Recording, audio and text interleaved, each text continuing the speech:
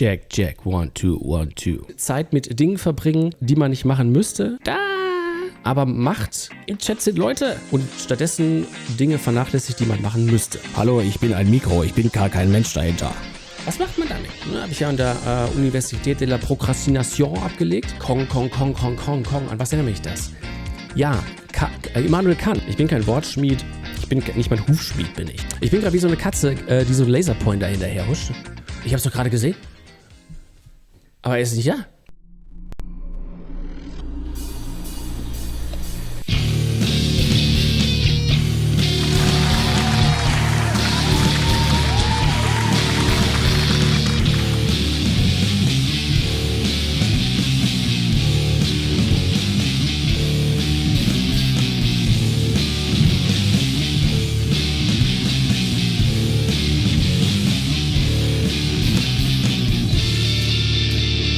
Spooky Sunday.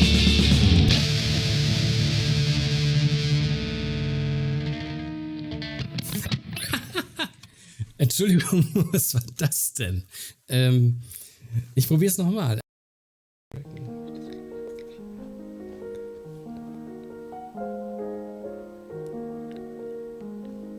Du, Spooky Sunday. Hallo Katze. Was gibt's? Was kann ich für dich tun? Ich habe gerade, hier, gelesen. Wo kommen eigentlich die kleinen Baby-Dinos her? Oh, also deine Mutter Dino und dein Vater Dino, die haben sich ganz doll lieb gehabt. Und dann, deine Mutter Dino ein Ei gelegt und dann bist du einfach geschlüpft. Okay. Ja, so läuft das ab. Du meinst also, das Männchen steckt seinen Penis in die Kloake des Dino-Weibchens und reibt bis zum Samenerguss, woraufhin das Ei befruchtet wird, aus dem dann der kleine Dino schlüpft?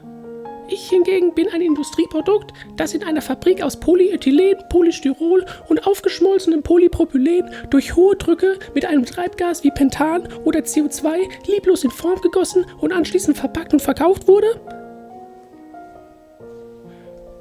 Ja, habe ich auch gesagt.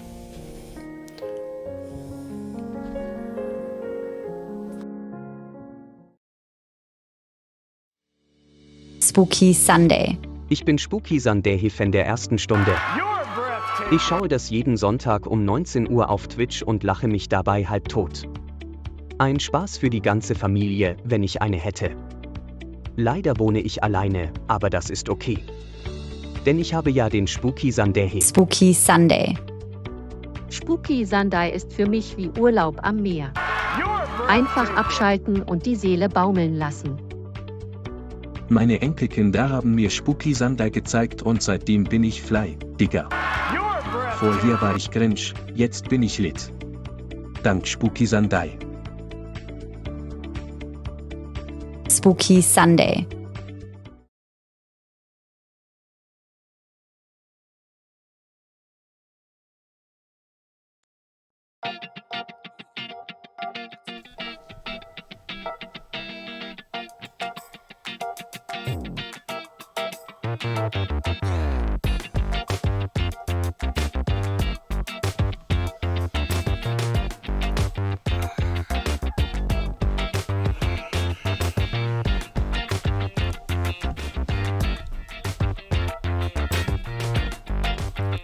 Jack, Jack, 1, 2, 1, 2. And we're rolling.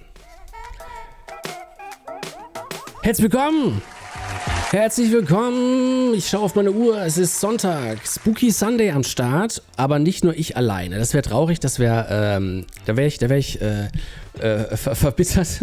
Wäre ich verbittert? Ich weiß es nicht. Aber zum Glück muss ich mich diesem Gedankenexperiment gar nicht hingeben, denn ich habe schon gesehen, da im Chat sind Leute. Schön, dass ihr da seid. Ninchi Pinchi, hallo, im schönen adretten Orange heute wieder. Ich glaube, mittlerweile merkt sich Twitch, ich weiß gar nicht, wo ich mein Mikro hin tun soll. Ich finde es irgendwie blöd, irgendwie dieses Mikro immer so im Gesicht zu haben, oder? Hallo, ich bin ein Mikro, ich bin gar kein Mensch dahinter. Was macht man damit? Kann man das ein bisschen mal damit, dann halt das so auch, ne? Halt das so? Naja, Ninchi Pinchi, schön, dass du da bist. mit am Start. Er hat sein Schwert, weil er ist Schwertmoderator, er hat sein Schwert auf dem Rücken wie Squall. Nein, wie Cloud. Wie Cloud.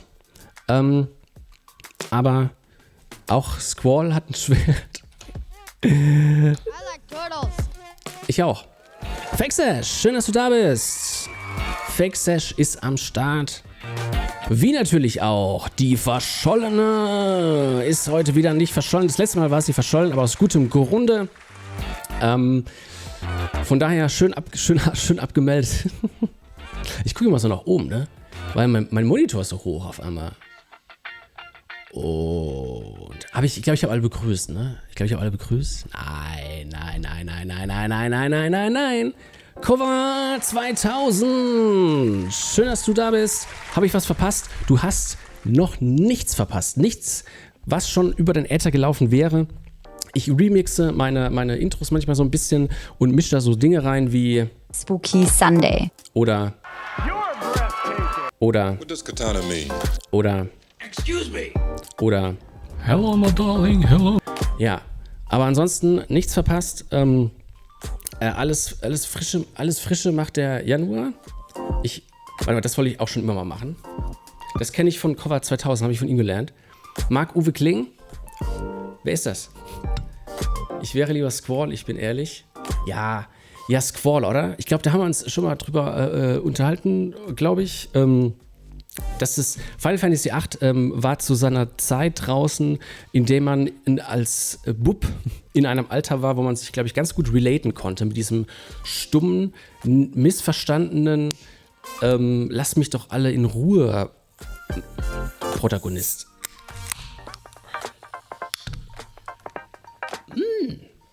Guten Abend mit einem großen U. Herzlich willkommen, Ludel. Schön, dass du da bist. Ich freue mich. Direkt mal farblich verwirren.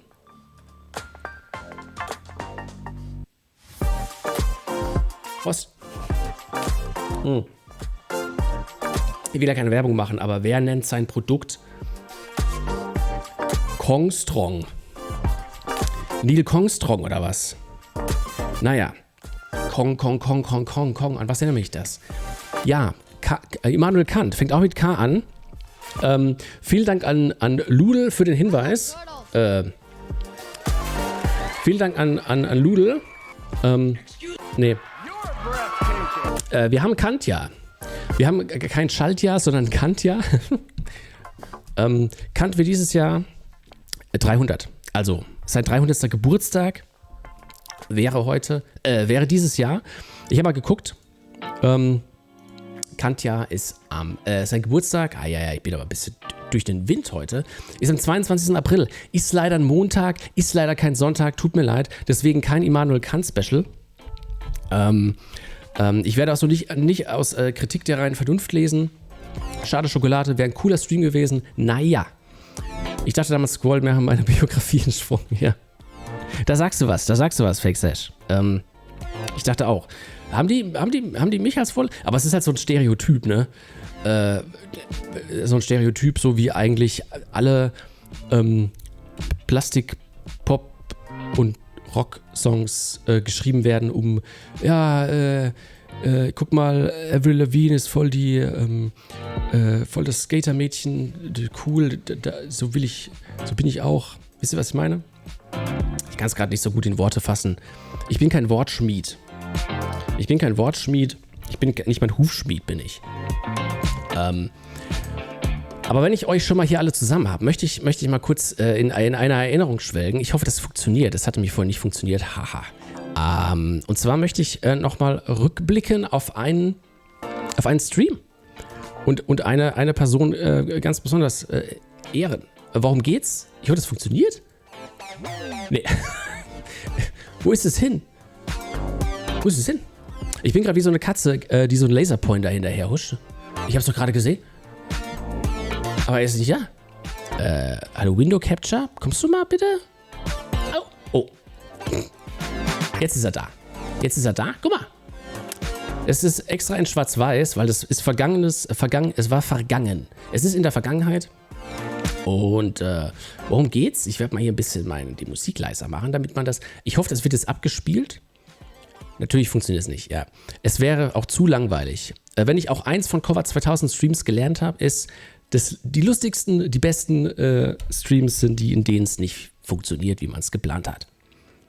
Das ist jetzt auch eine symbolträchtige Zahl, aber das sind eigentlich fast alle Zahlen. Also ich höre nur was, aber ich sehe nichts. Gehen wir wieder hier rüber. Aber man hört's, oder? Bis zum nächsten Mal. Also nee, ich sage gerade nicht bis zum nächsten Mal, ich sage nur bis zum nächsten Mal. Bitte hätte ich gerne eine Interpretation. Sagen wir mal 3 Seiten, DIN A4, mindestens 500 Wörter. Und folgende Wörter müssen drin vorkommen. Okay. Fegefeuer, Schicksal und Moloch. Ich bin auf eure Interpretation gespannt dieses Spieles. Und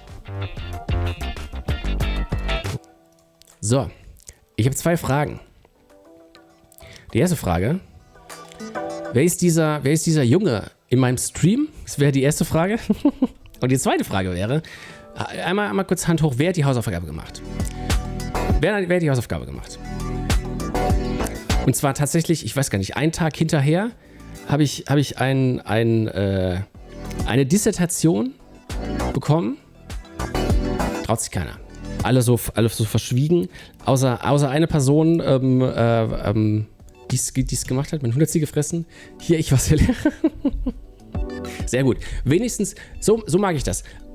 Genau, Ausreden zählen auch. Ausreden wie mein 100 gefressen lasse ich gelten. Von daher, Fake Sash ist absolutiert. Sagt man das so? Nein, sagt man nicht so. Die Verschollene sagt, ich was, Herr Lehrer. Das stimmt.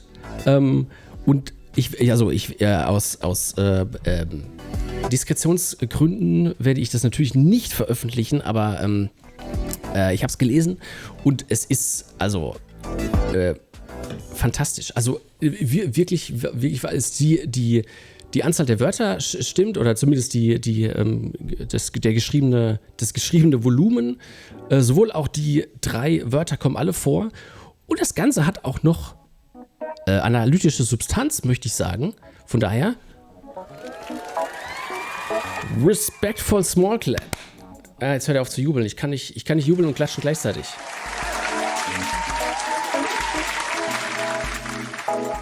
Respectful small clap.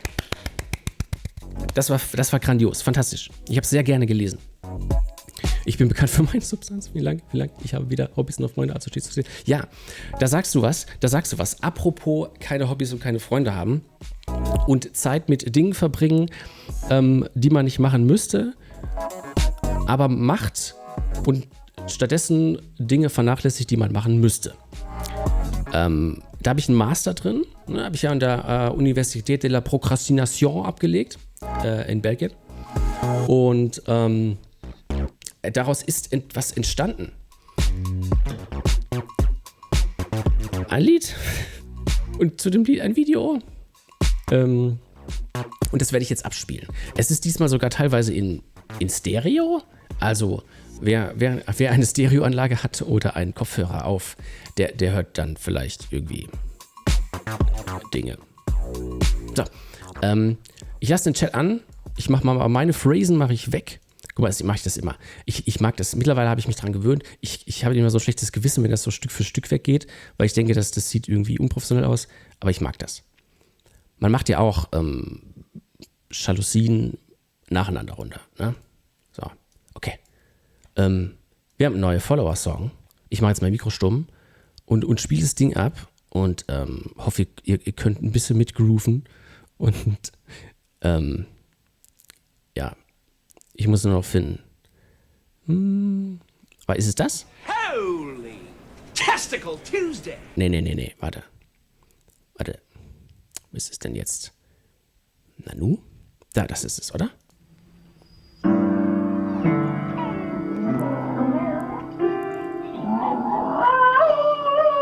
Nee, das war es auch nicht. Warte. Ich hab's gefunden. Ciao.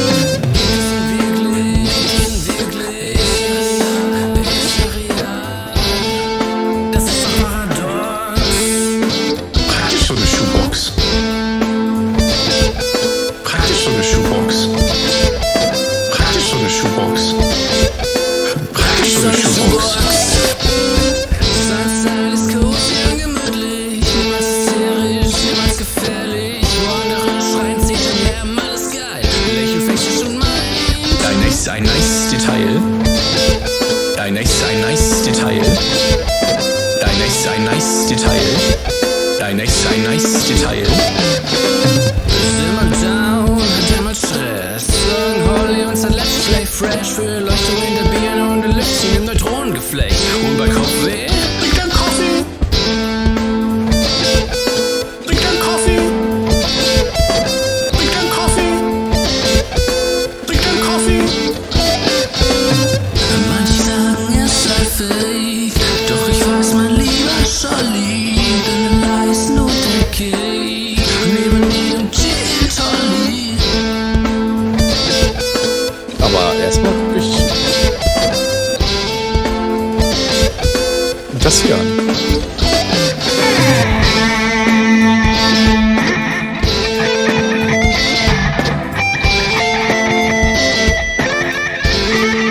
Das ist aber auch.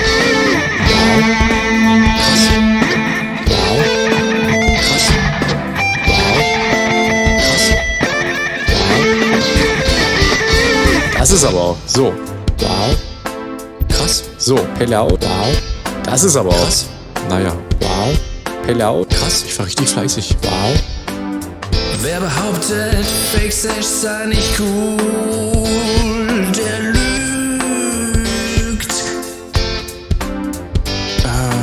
Ich sehe, wie sich eins zum anderen fügt.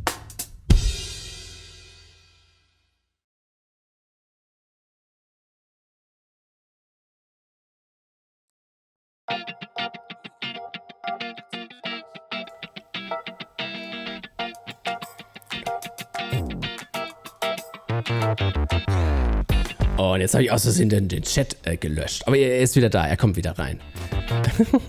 Aber ich habe es hier links noch, rechts noch stehen. Wow, krass, großes Kino, Applaus und XD. Da kann man ruhig mal klatschen. Vielen Dank. Ich bin auch ein bisschen exhausted, weil ich gefühlt nichts anderes gemacht habe, als dieses Lied zu schreiben und zu drehen und so. Aber es hat unfassbar viel Spaß gemacht. Ich hoffe, falls ihr gerade noch rechts Link, Lurk-Modus rausgerutscht, Respectful Big Clap, richtig nice. Vielen Dank. Vielen Dank. Ich habe mir natürlich gedacht, kannst du das, also das sind ja alles Sachen aus dem Stream, die ich genommen habe. Ich hoffe, das geht in Ordnung. Das Logo habe ich verunstaltet. Aber da der Stream ja auch online ist und für die ganze Welt verfügbar, habe ich mich daran bedient. Ich hoffe, das ist in Ordnung. Falls nicht, eine MMS, einfach eine schnelle MMS, Anzeige ist raus. Oh, Chips und Cola. Nee, ich darf das gar nicht sagen, ne? Leute. Ich weiß nicht, ich bin ein bisschen exhausted. Ich brauch echt, also Stichwort reinsteigern. Stichwort reinsteigern.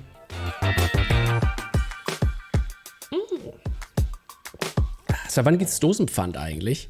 Ich habe das letztens gelernt. In Hamburg habe ich das gelernt. Aber schon wieder vergessen? Naja. So, dann mache ich mal hier den Browser. Ach, apropos Browser. Heute nochmal schön mit niedriger Bitrate. Ich habe keine Ahnung, ob das irgendwas... Bitrate ist es, wie schnell Dosenbier produziert wird. Burger. Für sowas darf mein Content gerne genutzt werden. Sehr gut. Da bin ich ja beruhigt. Dann kommt hoffentlich keine Post vom Anwalt. Ab übermorgen habe ich hier eine Glasfaserleitung. Und dann gibt es auch wieder Uploads auf YouTube, weil dann habe ich so einen schnellen Upload. Dann dauert das wahrscheinlich 3 Minuten. Und dann nochmal 5 Stunden, bis YouTube das durchgerechnet hat. Eins mit, weiß nicht, ich glaube, YouTube arbeitet noch mit Abacus. Aber ist okay. Nanu? Warte mal, der Chase ist noch nicht ganz, der ist noch nicht ganz korrekt. Wir wollen das hier. Pixelgenau möchte ich das haben. Pixelgenau. Ich höre auch oben auch, oder? Aus dem Rahmen raus. Heute wird die 4. Wand durchbrochen. In welcher Höhle hast du?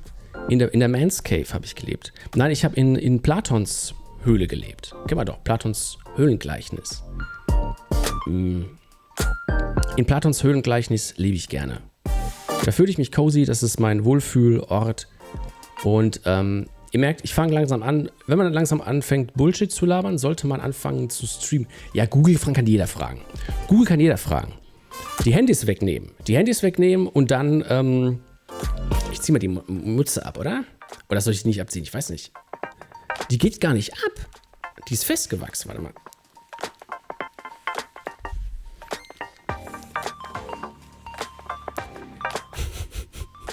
Carrie! Carrie! Kevin James, wie aus dem Gesicht geschnitten. Oje, oje, oje. Das geht ja gar nicht. Das ist aber nicht. Entschuldigung. Ich entschuldige mich für meine Frisur. So, einmal hier kurz hier. Entschuldigung, mal kurz. Maske. Danke, Katze. So. Gut. Wenn das alles abgesegnet dort ist, dann, ich weiß auch nicht, wo mein Handy ist, aber ist auch egal. Das brauche ich jetzt nicht. Ein Radiomoderator braucht kein Handy. Radiomoderator. Ach ja, da war ja was. Da war ja so ein Spiel, wo wir so ein Radiomoderator sind. Killer Instinct. Nee, Killer Instinct war was anderes. Ich bin am PC, welches Handy? Ja. Mein Handy. Ich bin überfordert. Okay. Was machen wir heute? Ihr Lieben, wir spielen heute ganz gemütlich Killer Frequency zu Ende. Und dann hatte ich mir überlegt, dieses DLC zu spielen von hier, The Last of Us. Aber das machen wir heute nicht. Oh, ich habe gar kein Oh-Meme. Excuse me? Ja.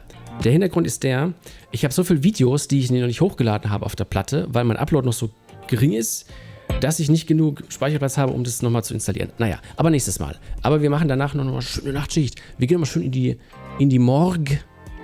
Oh. Cover has left the room. Fax has left the room. The stream.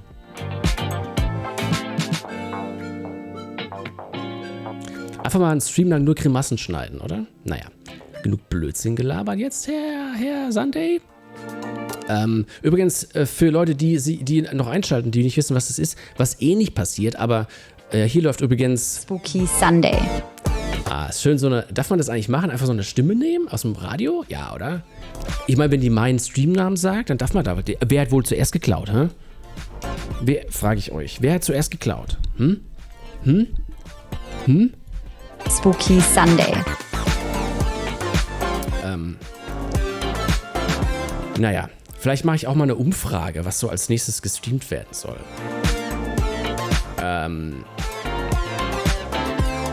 So, aber jetzt gehen wir mal in Killer Frequency. Und dann, ich hoffe, das Spiel ist bald vorbei. Nicht, dass ich es nicht mag, aber es draggt ein bisschen. Oh, was sind das hier schon für Geräusche? Spielgeräusche. So. Dann gehen wir mal rüber. Wo nicht die Musik ist, sondern das Spiel. Ich würde sagen, Spooky Sunday war zuerst da. Spooky Sunday. Ja. Und jeder, der sagt... Excuse me. I'd like to ask you a few questions. Kann ich nur sagen... Denn du schaust gerade... Spooky Sunday.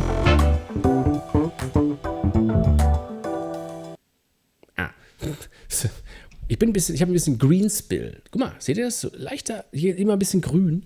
Aber ist egal. Wo ist das Spiel? Hier sucht das Spiel. Wo ist das Spiel? Ist jedes Mal das Gleiche. Ich muss das mal irgendwann. Ab 100 Follower strenge ich mich mehr an. Ab 100 Follower gebe ich mir mehr Mühe. Weil dann wird das. Halt das eigentlich arg? Weil ich hall ganz schön hier. So. Guck mal. Das sieht schon mal nach Spiel aus. So. Und ich habe hier den Chat. Im Auto bestimmt. Ich habe gar kein Auto. Ich habe ein Flugtaxi. So. Weiter. Gut. Sehr gut, ist halt gar nicht. Oh, da bin ich beruhigt. Nur die beste Qualität für meine Follower. So, ihr erinnert euch, KFAM. Play a record, Forrest. Okay. Dann blamen wir mal ein Record. Die lege ich wieder auf, die lege ich auf meinen Stapel hier. Ah, das ist eine schöne Ecke, oder? Okay. Aber wisst ihr noch, letzte Woche, als wir Pizza bestellen wollten? Das waren Zeiten, oder? Komm.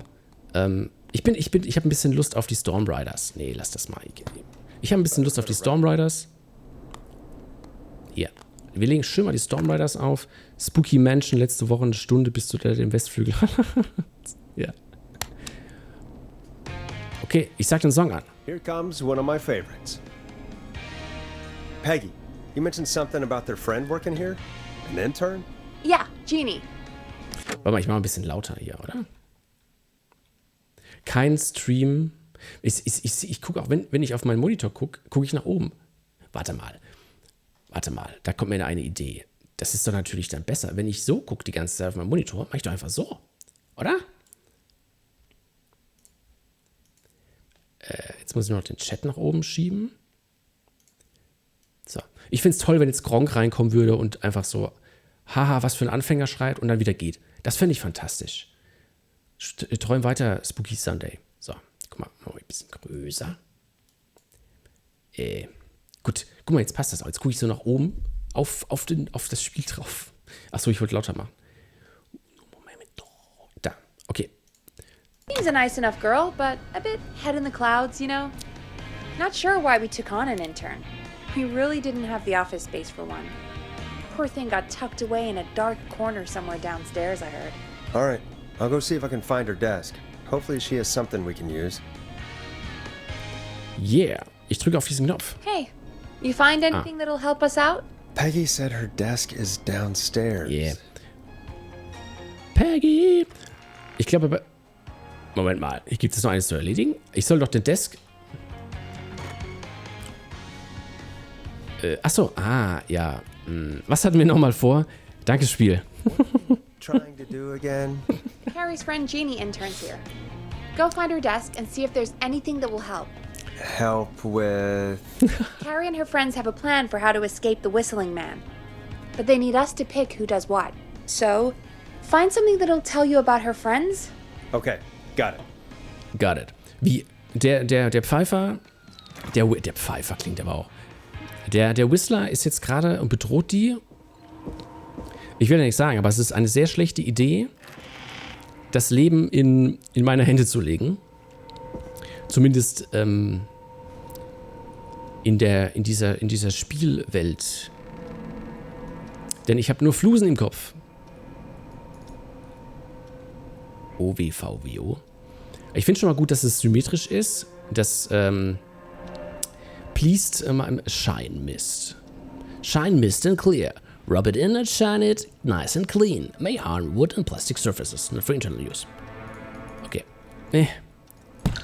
So, das stellen wir da hin. Okay. Desk. Wir hatten hier schon was gefunden, ne? Glaube ich. Vielleicht das hier? Ein Schirmchen? Diese Cocktailschirmchen. Sind die eigentlich mittlerweile auch von der EU verboten worden? Oder? Die gönnen uns gar nichts. Diese Holzschirmchen, die gehen nicht mehr, weil der Regenwald wird abgeholzt. Nein, ich mache nur Spaß. Ich finde diese Entscheidung größtenteils gut. Oh, nein. Ich meine, wenn wir das aufnehmen von Interesse, dann sagt das Spiel ja Dülüdüm. Und vor allem nicht mal die Mühe gegeben, als Spieldesigner irgendwas zu schreiben, so lore-mäßig. Nee, einfach Kraxel. Okay. Ja, ich glaube, das ist wichtig, oder? Ist das überhaupt ihr Desk? Moment mal. Ich fände es cool, wenn jetzt der Janitor von dem Remedy-Universe hier wäre. Hier ist er nochmal. Ah, okay, ist schon wieder in die Taste. Ich kann es klickern hören. Ich kann es schon klickern hören. Tak. Der heißt, Arnd. Nee, aber hier ist ja kein Desk. Oder sind wir doch falsch? Ja, oben waren ja auch Desks, fällt mir gerade ein. Ah. Private. So many locked doors, so few keys. Okay. Was ist das? Bim Bam. Zap Sorb Away. Ist der Sorb sowas wie der Gilb? Bestimmt, oder? Ich will das lesen. Das Spiel ist bald vorbei. Spooky Sunday zieht's nur in die Länge. Bim Bam is all you need to zap the sorb out of grime, dirt and foul smells all around the home. Tested on criminals, not animals. Finde ich gut. Ich finde, man sollte Tierversuche gegen kriminelle Versuche eintauschen. Nein, nur Spaß. Gegen kriminelle Tiere vielleicht. So, weiß nicht. Waschbären, die was klauen aus der Mülltonne oder so. Wobei, nee, die tun mir auch leid dann. Ja, hier ist auch ein Desk. Vielleicht brauche ich hier was. Nee. Ich habe so die Hoffnung, dass wenn ich das aufhebe, was ich brauche, dass das Spiel sagt. So läuft das doch in Spielen.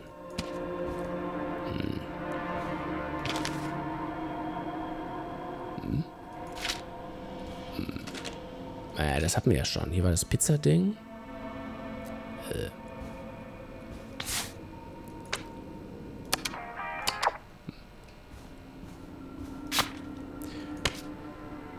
Ja, und sonst? Was ist eigentlich, was soll das sein?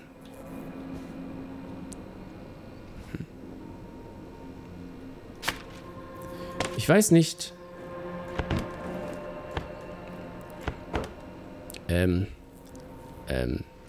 Naja, ich würde mal den Joker ziehen. Wir hatten doch auch so Codewörter im Cover 2000 Stream. 2 Stück. Ich habe sie beide vergessen. Ich suche das Codewort für... Gib mir mal einen Brotkrumen.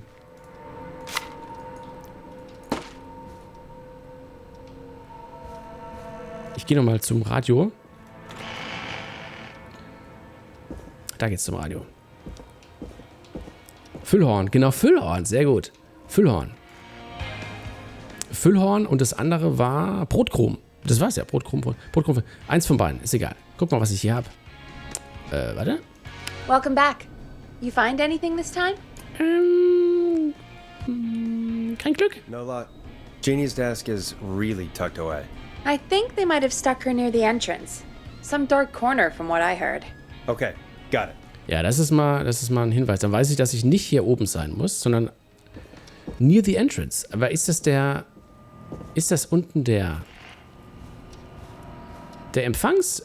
Ach, da hinten, guck mal. Das habe ich ja noch gar nicht gesehen, du. They really tucked Jeannie away. You got it. Tissues. Guck mal hier. Wir gehen mal. Was ist das denn? Good job on the new job. I'm so proud of you. Make lots of friends and work hard. Lots of love, Mom. Don't mess it up. Sehr nett.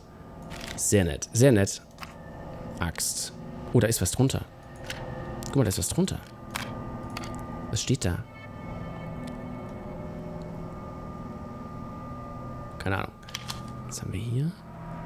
Alone. Creepy?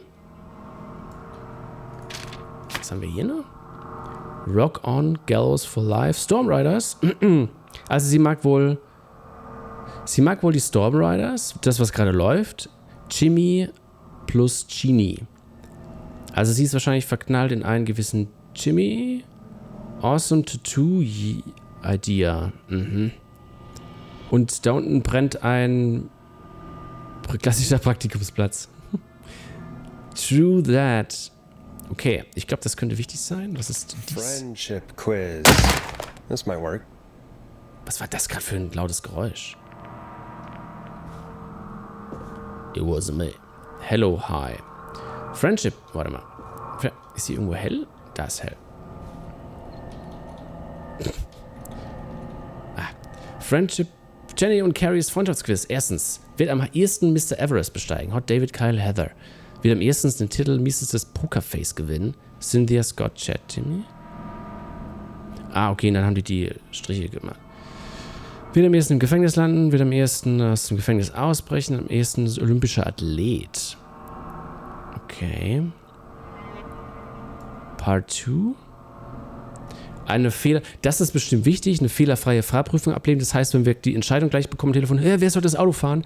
Dann muss ich Jimmy wählen, weil anscheinend alle denken, dass Jimmy gut Auto fahren kann.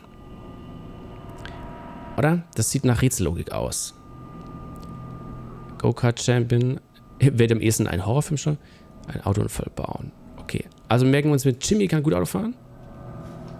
Und Genie mag Jimmy. Haben wir sonst noch was Gutes hier? Ich lege das mal kurz hin. Das ist nichts. Das ist auch nichts.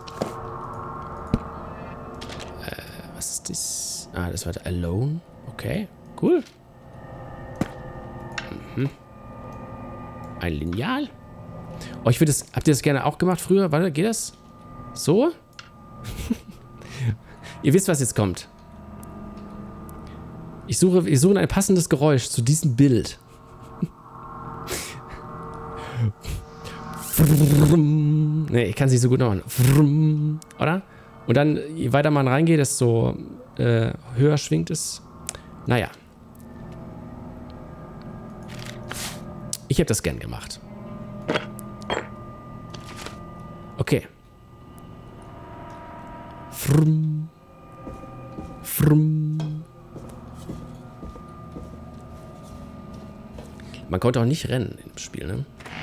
Oh, doch, richtig. Und das Lied läuft immer noch. Ich glaube, ich habe alles, was ich brauche. Also glaube ich ehrlich gesagt nicht, aber was war das jetzt eigentlich nochmal? Na, das ist irgendwas, weiß ich nicht. Ich tue es mit da ein. So, okay. Ding Dong. Welcome back. You find anything this time? Yeah, I found a friendship quiz with all these kids on it. If you think that'll help, then good enough. Carrie's on line 1. Whenever you're ready. Okay, Musik aus. Line 1. This is Forrest Nash, back again with an unlucky caller on this unlucky night. Carrie, are you there? Yes, we've got a plan, but we can't agree on who should do what. You want me to be the tiebreaker? Exactly. I'm ready. What's the first step? Okay, first things first. We'll need a spotter. Someone who can keep an eye on the killer. We'll need someone on the roof. It's gonna be a hard climb. We're deciding between Heather, Kyle, and Hot David. Ja, most likely to peak Mount Everest, haben alle gesagt Heather, oder? Ist das Rätsel jetzt? Ja, wenn alle sagen 3 gegen 2? Hot David. Ach so, aber warte mal. Vielleicht muss ich die auch addieren, weil geht's auf Zeit? Nee. Weil hier unten steht noch Olympic Athlete, aber das hätte auch 2 Striche?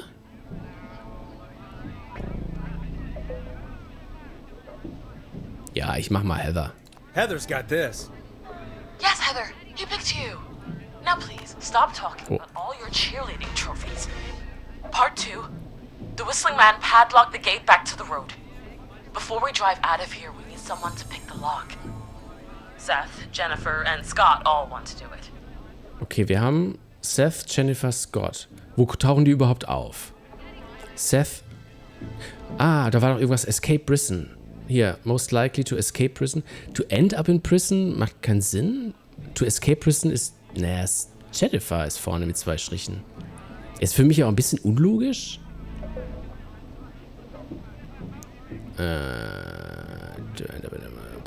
Ja, ich mach trotzdem Jennifer, oder? Gibt's Einsprüche? Most likely to escape prison, Jennifer. Dann knackt schnell Jennifer das Schloss. Jennifer. Jesus, Jennifer, you carry a bump key? Why didn't you say so earlier? Anyway, that brings us to part 3. Getting the van keys. I'll volunteer for this. I don't know Jimmy as well as you guys, so it'll probably be easier that way. Then is part 4. Wer fährt wahrscheinlich?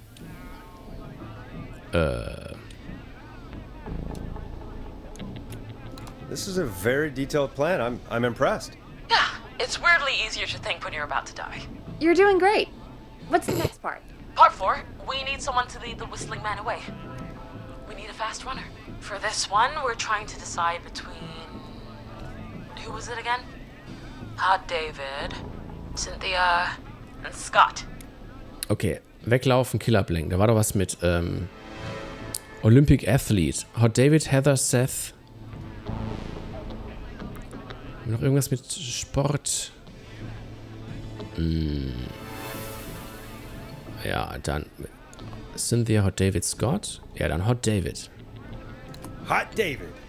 Hot David. Yeah, you do spend a lot of time running shirtless. You got this, Hot David. Sweet. Okay, let's recap. We get the eyes on the roof. A runner distracts the killer while we grab the van keys and pick the lock on the gate. Now the tricky part. The getaway. Ja, Jimmy fährt. What's the plan there? Jimmy fährt. Well, we can't all outrun the whistling man. But he thinks we're just a bunch of stupid teens. So, let's use that against him. Part 5. We trick the killer into a trap. Someone can pretend to be injured. Who would make the most believable lead? Who you got? We got Lisa, Tammy, and Cynthia. Okay, da war irgendwas mit Oscar gewinnen, oder? Hier, most likely to win an Oscar, Lisa, Tammy, Scott? Tammy, Lisa, Cynthia. Aber Tammy und Lisa haben beide 2 Striche. Okay, dann ist unentschieden. Haben wir noch was anderes? Tammy. Most likely to trip while running in a horror movie. Tammy und Lisa. Lisa, Tammy? Auf der Seite noch was? Tammy. Nein! Tammy, if you survive this, never do that. Entschuldigung, Spiel, ich habe das nur gedreht. Take care of the killer. And then it's time to get out of here. Finally, part 6. We need someone who can drive us through the woods and back to Gallows Creek. Okay, ich darf da nicht hingucken, sonst denkt er, ich drücke. Wenn ich was... Who have we got? Ja, das ist Alpha, das wird Jimmy. Jetzt will ich mal gucken. Scott, Cynthia, oh, whatever. Forrest, you know what to do. Ja, most likely to win the award for worst poker face. War vielleicht doch Timmy, weil Tammy ganz gut. Nee, Lisa kommt da gar nicht drauf vor. Das heißt, wahrscheinlich wäre es Lisa gewesen, aber na egal. Wer soll in der Welt fahren? Moment mal. Scott, Cynthia und Chad? Was ist mit Jimmy? Scott, Cynthia und Chad. Ja, ich bin dafür, dass der Chat, der Chat, also der Spooky Sunday Chat, das Auto, den wir fährt. Ja, geht. Most likely to beat everyone at Go-Karting, ist also ähnlich. Chat, Scott hat 2 Striche. Okay, Scott ist schon mal vorne.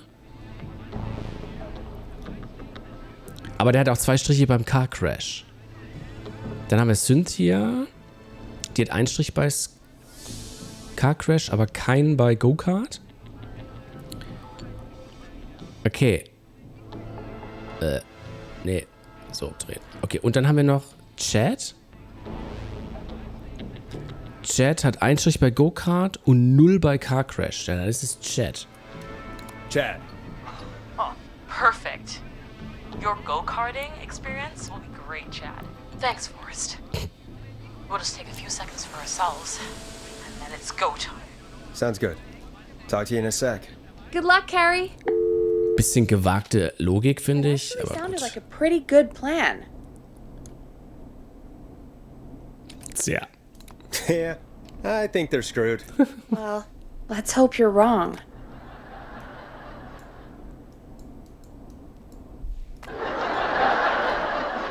Der Chat hat 4 Striche bei Awesome Sign. Oh, the kids are back already. Line 1 again. You're breathtaking. Was? Ah, die Kids sind on. Okay.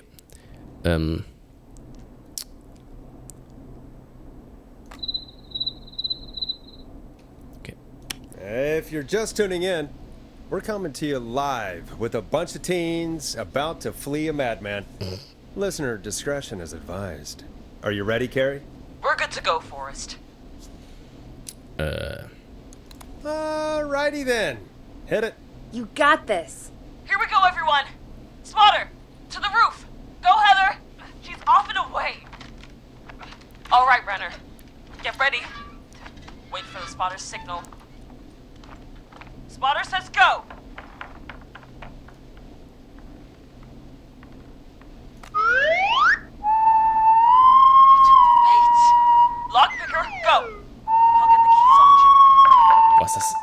ist laut, ey. Der Pfeifer ist ganz schön laut. Oh, Jimmy. Oh, his face is... The keys, Carrie. You need to get the van keys. His face is lying next to him, Forrest. It got cut. Oh, God. Sein Gesicht wurde... Konzentration. Konzentratione. Focus. Breathe. Right. The van keys. Got him. Jennifer got the gate unlocked. And Hot David should be back any second. Perfect. It's working. I can't believe it's actually working. You're doing great. Focus. You got this. We got this. Next step, trap the killer. All right. Wait. Get into position. Everybody else, hide.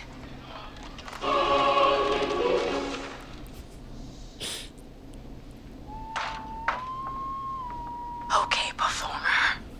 Now. Ja. Das war das Einzige, was ich aus Versehen gedrückt habe. Mal gucken, ob es uns das Genick bricht. There he is. He's buying it. Yes. Oh no. Na. He knows. Damn it. Now, push the bookshelf over.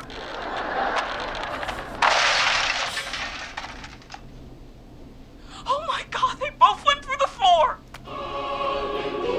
Spotter! You need to climb down now. We gotta go.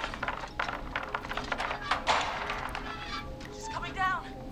And yes! Heather! Quick, everyone to the van. Oh, sorry. Driver, take the key. Schnell, take the key. The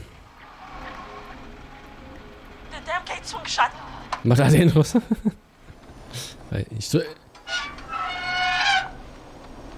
Textfelder aktiviert? What? It won't stay open. I'll hold it. You drive through. Carrie! What was that? It's a whistling man. Drive! Now! Los, fahr doch los.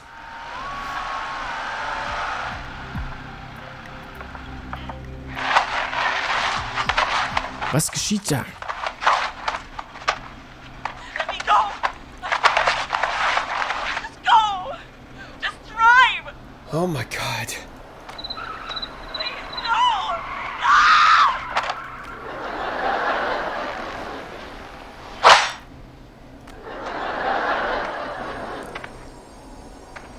Carrie? Ja. Ich dachte auch, habe ich den Michelle Pfeiffer-Witz beim letzten Mal gemacht? Just stared at me. Carrie! Carrie? Just stared at me. And walked into the woods. I don't understand. Aber warte mal, ich muss das ja gar nicht drücken. Ich habe das ja auch hier. Okay. Can you get somewhere safe? Achso, also.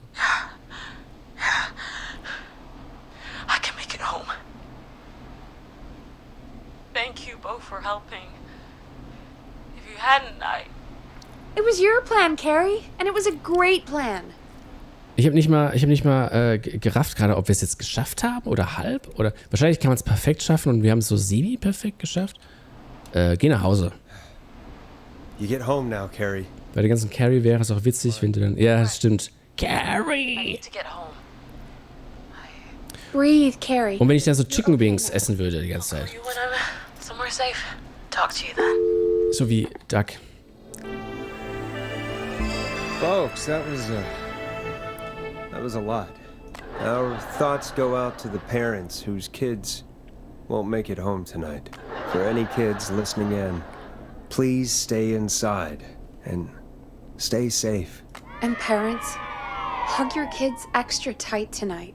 Here's a song for the girl walking home in the dark.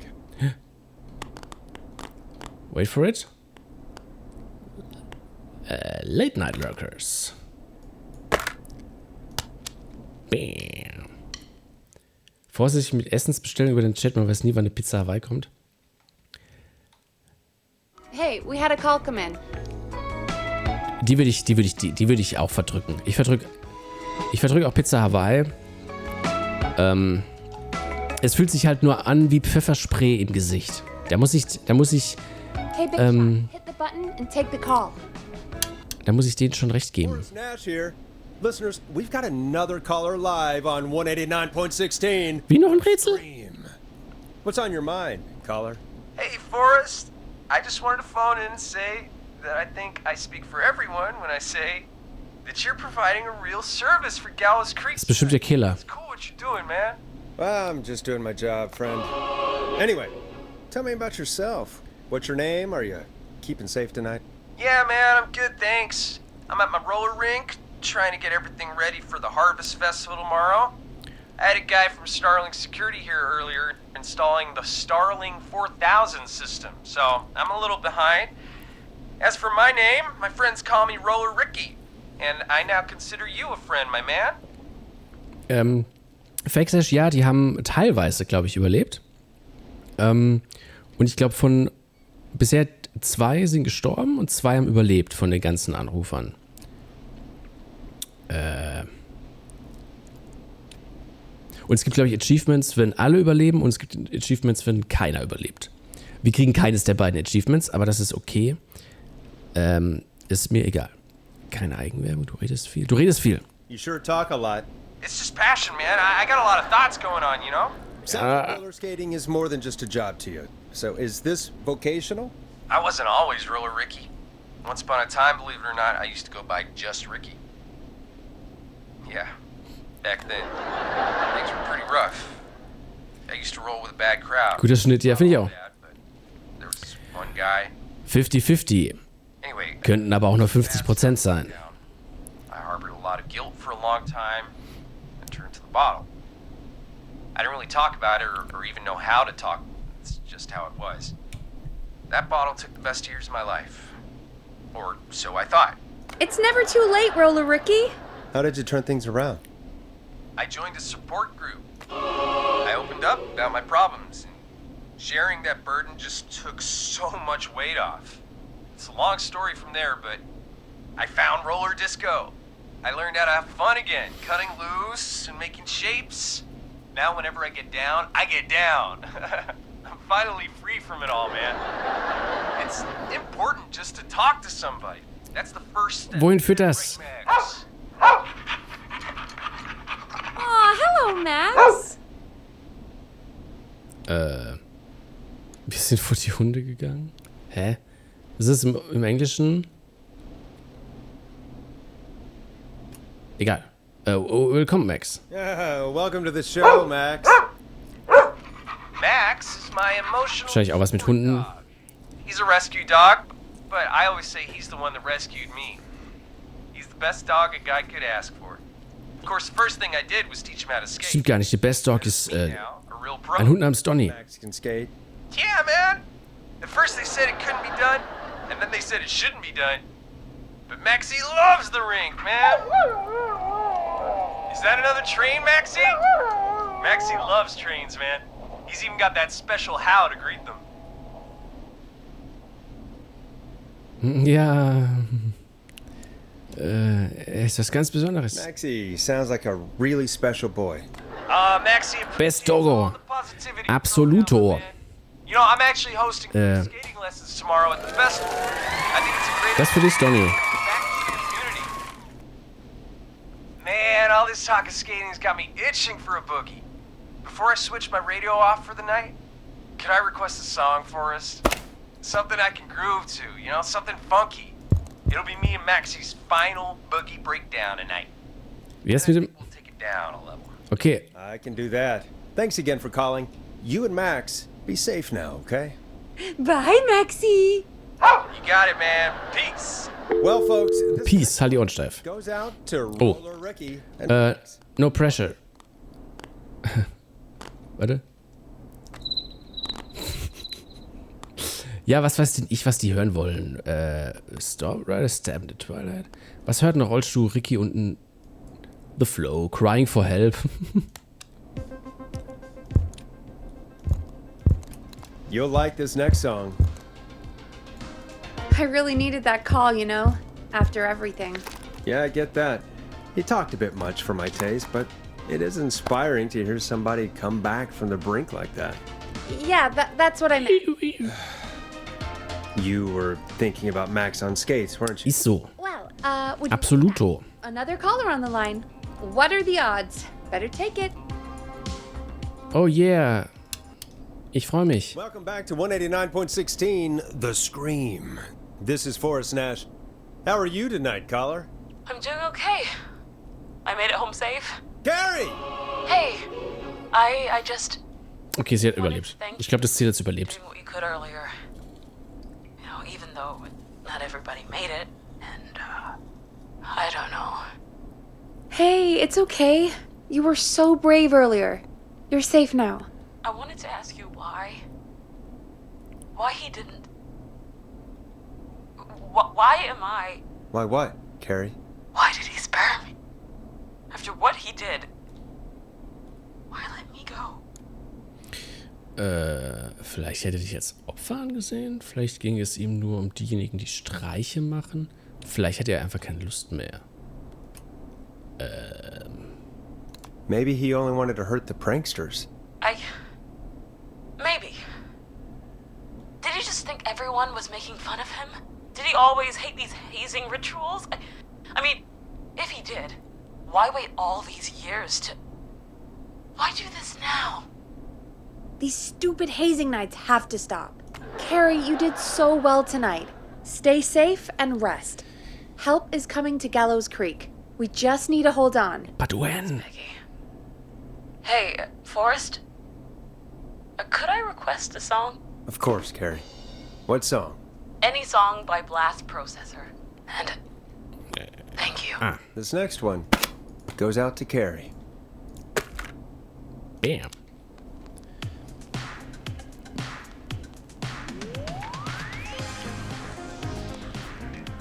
You know, what Carrie just said has really got me thinking. About what? The whistling man left her alone. Why? There must be a reason. Why? When it comes to masked whistling killers, I don't think a reason is a key part of their process. Well, it's something to consider. I need to take a break. If you want to stretch your legs, now's the time. Just hit the Peggy button when you want to get back on air. Let's get going, Peggy. Alrighty, we could run another segment or... Scratch that, Forrest. We have a caller. You're through to 189.16, The Scream. What's your emergency? Hello again, Forrest. Oh, that call with the teens was awful. Those poor kids. Hello again? Wer ist das? Still, I'm glad the girl didn't get hurt. Thanks. Hello from the other side. Are you in trouble? What's on your mind? I wanted to ask you again to play my song. Pandy for your thoughts. Play it, but you didn't. Your name was Dawn, right? What, Peggy? Yes. Oh, well remembered. My name is Dawn, and I wanted to ask you again to play my tune, Forrest. Long Ride Home. You know, the one that Peggy said she threw outside the window? Moment mal. Waren wir on air, als Peggy das gesagt hat? Ich spiele gerne ein Lied. Ah, okay. Ich weiß jetzt schon, dass sie mich unterbricht. Verrückt. Dieses muss ich. Aber wir haben... But we don't have that song. As you just said, Peggy threw it out the window. But, okay, Forrest, you do have it. It's just outside the window. There's a serial killer on the loose. I can't just go outside hunting for a record. I'm really sorry, Dawn, but we just can't get it right now. But wasn't the whistling man just at the old murder house? That's miles from the station. It won't take you a second to grab it. Nö. Na. Versuch's morgen nochmal. Call us back tomorrow when this is all over, Dawn, and I'll gladly play it for you then. No, that won't do. Don't worry. I think I can bring you around. Forrest, Peggy, I'm calling with more than a request. I know something. I think I know who's gonna be next. What? Are you serious? Play my song, Forrest, and you'll find out. Well, folks, here's some music for you while I think things over. Forrest und ich sind... Also, ja, war die einfach weiter hier. Nein. Is she serious, Peggy? She's serious about hearing that song, that's for sure. Peggy, I mean, is she serious about... Sass. Finde ich auch sass. But we don't really have a choice, do we? If she's telling the truth... Warum gehst du nicht? Also gut. All right, I'll do it. You're a good man, Forrest. Ja. I'll slide you the key to the fire door. Wait. Our fire door has to be unlocked? Yeah, you know, I never thought about it, but yeah. We should talk to Reggie about that later. Anyway, I'll hold the fort down while you're out. Maybe I'll even get a caller. That could be exciting. 189.16, The Scream. With me, Peggy. Okay. Ist es eigentlich ein Job? Jemand, der live diese... Weil ist es nicht manchmal so bei amerikanischen Sitcoms, dass die wie in so einem kleinen Set, wie so ein kleines Theater, so eine kleine Bühne, während des Drehs quasi Live-Publikum da sitzt? Das war wahrscheinlich früher so. Ich meine aber auch bei Big Bang Theory war das auch teilweise so, dass die, wenn die das aufgenommen haben, dass da auch Live-Publikum dabei war. Und ich wäre einfach so der Typ, der die Tasten drückt, immer so. Jetzt kommen die Lacher. Warte mal. Fire Door. Ich bin hier gar nicht. Ich muss ja rückwärts raus. Ja. Ja. Lule schreibt ja. Oh. Ich liebe diese Türmechanik in diesem Spiel.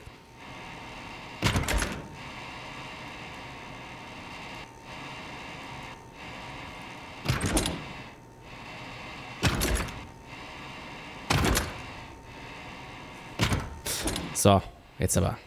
You know, I hope she'll be happy when I'm brutally murdered by the Whistling Man. Out here. Oh, Leute. War das nicht Sicherung A5? Oh, vielleicht brauchen wir das. Mausefalle. Oh, jetzt wird aber gerätselt hier. Das ist doch das Tutorial-Gebiet. Da vorne da war doch die Lagerhalle und da kam doch der Whistler. Whistle. Kann man sich hier verstecken? Nein. Wir spielen ja schließlich nicht noch eine Sicherung. Ich bin bewaffnet mit 2 Sicherungen. Wir spielen ja schließlich nicht Assassin's Creed. Was zur Hölle war das? Noch eine Sicherung. Ich sehe leider nichts. Da ist noch eine Sicherung. Warte mal, ich lager mal die ganzen Sicherungen alle hier. Dann wissen wir, das ist der Sicherungsplatz. So. Ja gut. Aber ich muss ja eigentlich nur die CD finden, die Schallplatte finden. Pack mal schön alle Sicherungen hier drauf. A30, A15, dann haben die auch noch Farben.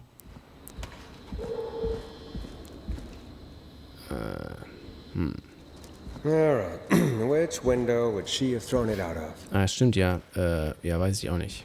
Guck mal.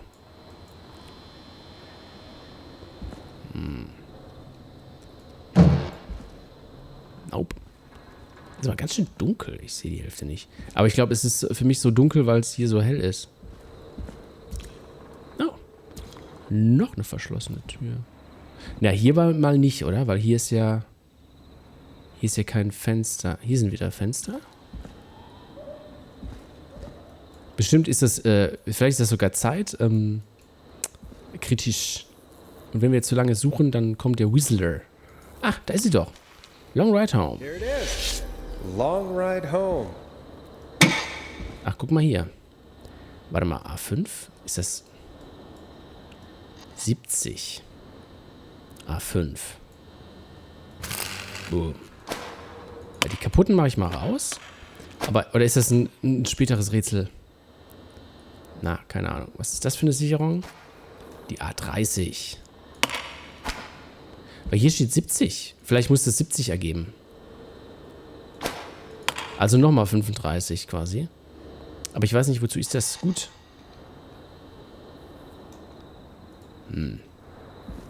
Gut, aber wir haben ja die... Okay, die Record ist nicht im Inventar. Anscheinend hat er die absorbiert. Wie so ein... Nimm die Mausefalle mit und nutze die gegen die Waffe. Sehr gute Idee. Vielen Dank, Fexesh. Das mache ich.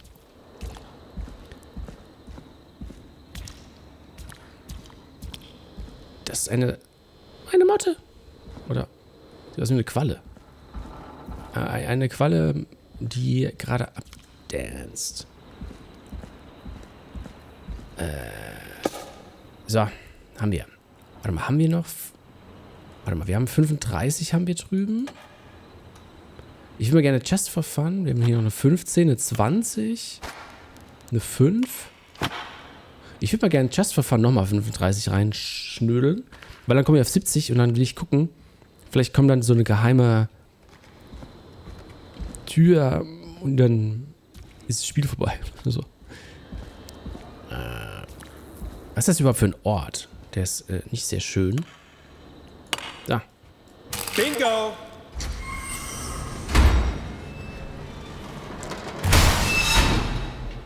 Ja. Haha. Ich weiß ja nicht warum, aber ich habe es richtig gemacht. Er sagte Bingo und ich habe ein Achievement bekommen. Alles klar. Und irgendeine Tür ist aufgegangen. Stand da.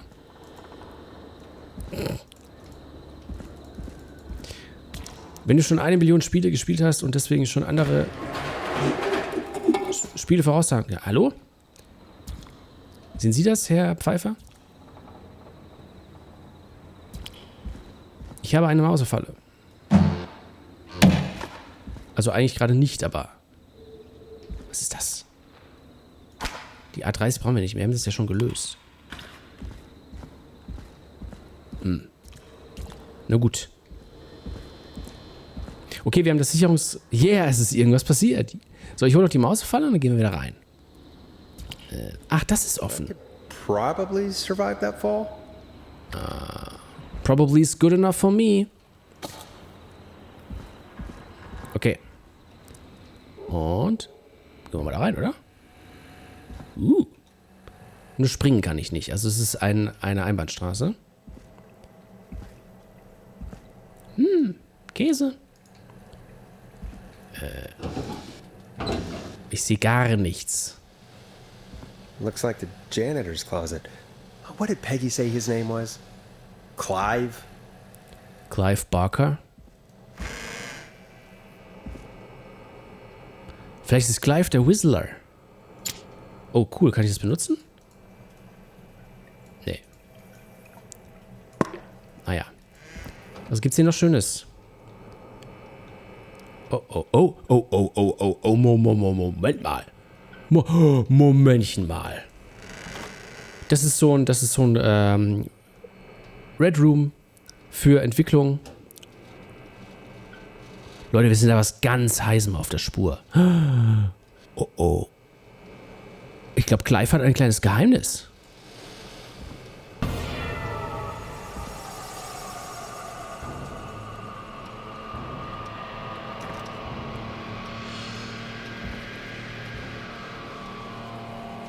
What the hell? Peggy is not gonna believe this.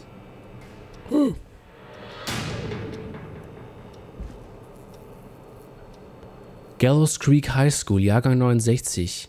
Keith Walker, Wissenschafts AG, Mary Campbell, Theater AG, Stanley King, Kim Walker, Rebecca Allen. Okay. Hospital, Gas Station, Power Station, Trailer Park, Gallows Creek, Game Day. Verbrechersyndikat hochgenommen. Justice for Festival. Wir haben ganz viele Zeitungsausschnitte. Wie in, weiß ich nicht, wie in 7 oder so. Flew for Thought.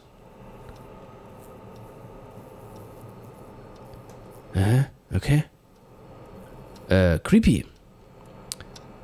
Ein Arm. Komm, wir legen den Arm so hin, dass er auf die Spüle zeigt.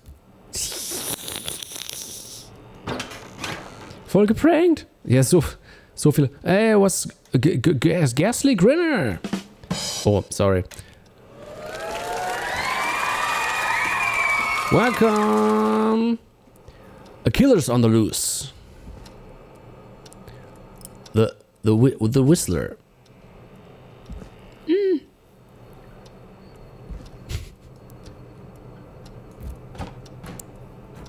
Oh.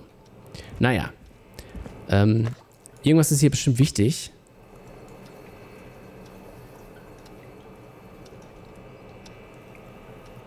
So viele Infos, ja. Ich weiß nicht, ich guck mal noch hier rein. Also die ganzen Zeitungsartikel lese ich nicht durch.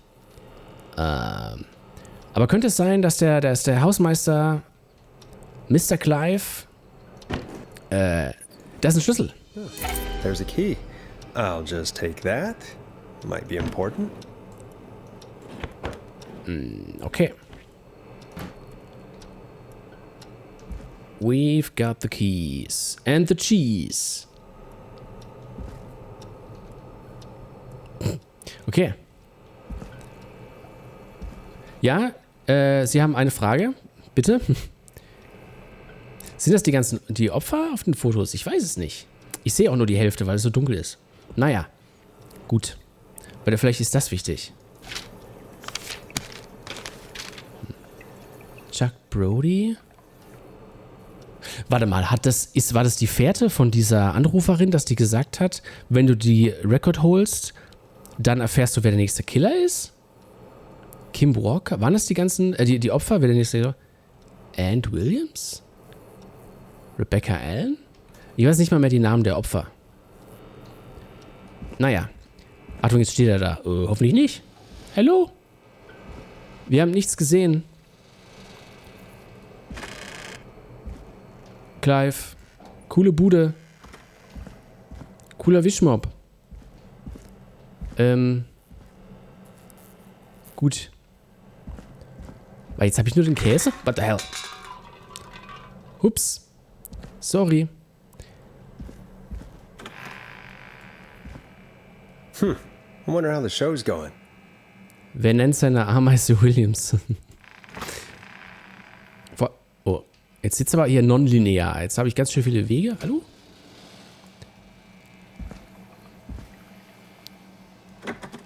Oh, die ist abgeschlossen?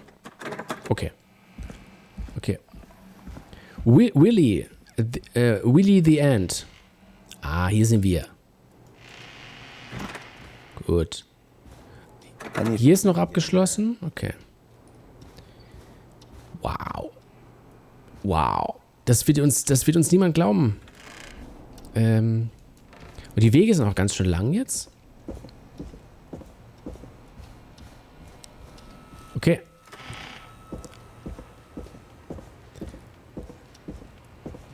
Hier sind wir wieder. Isn't that such a good song, folks? And now for... Jesus, Forrest, you've been gone for ages. I thought something had happened. Hier, guck mal. Something did happen. Clive, the janitor, might be Clive, the murderer. The murderer. I'll start from the beginning. The fire door locked. Hä? Ach so, okay. Fade to Black, er hat erklärt, was passiert ist. Ich dachte, hä? Warum wird er leiser? Leave that thing all the way up here. Because the basement's creepy as hell. Duh. Standing around down there. Fair. All right, let's run through this again.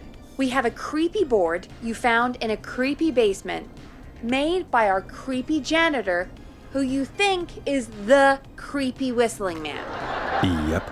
And on the creepy board are the names Chuck Brody, Kim Walker, Rebecca Allen, and Aunt Williams.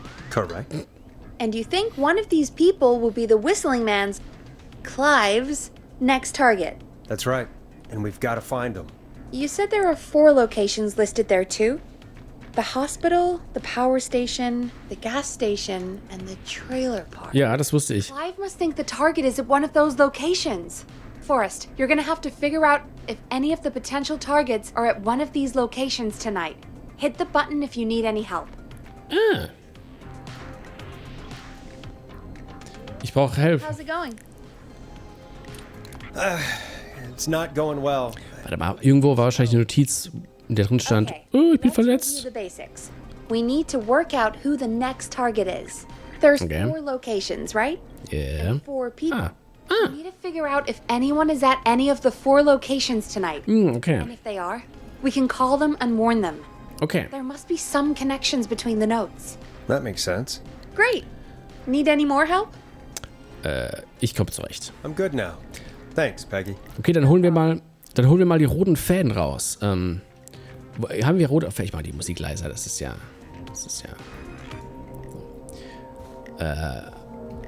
Ist wie in Alan Wake 2, oder? Das sind die nächsten Opfer. Und das sind die 4 Locations. Oh, dann müssen wir es doch lesen. Chuck Brody, ist das einer der... Ja, das ist einer der potenziellen Opfer Athletics Clubs. Zog sich bei der Festkatastrophe Ende letzten Jahres Verletzungen zu. Scheine bitte im Eimer unten hinterlegen. Okay. Festival of Disaster. Aha, Oh no. Chuck Brody. Ich habe Flashbacks hier. Okay, Chuck Brody maybe at the hospital. Kim Walker ist die hier. Gibt's da einen Local Doctor? Kim Walker. Sie ist Ärztin. Kim Walker ist Ärztin. Okay, Kim Walker ist Ärztin. Empfiehlt sich impfen zu lassen. Okay, whatever.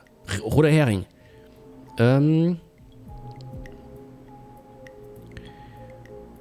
Kraftwerk stellt neue Mitarbeiter ein. Okay. Hui. Die Ermittler machen 2 vom hiesigen Kraftwerk angeworbene Ingenieure verantwortlich. Ich habe nicht aufgepasst. Macht nichts. Der leitende Ingenieur Ameise Williams sich bei der Montage überhaupt was zu dieser Montagefehlern führte. Sie wurde zu Sozialstunden. Moment mal. Sean Everett. Sean Everett ist kein, aber And Williams. Okay, Sean Williams, also eine And Williams, der da wurde zu Sozialstunden verpflichtet. Im Trailerpark, oder?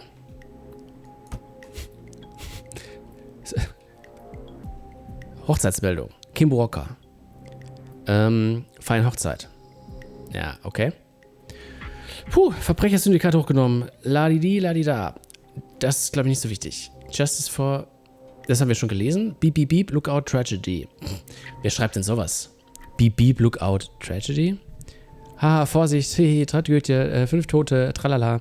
Eine Tragödie ereignete sich gestern Nachmittag in Gallows Creek. Bus. Die Verstorbenen wurden als Einwohner von Gallows Creek identifiziert. D. Rudd, Houghton, P. Stein, Key Stein und Mildred. Okay.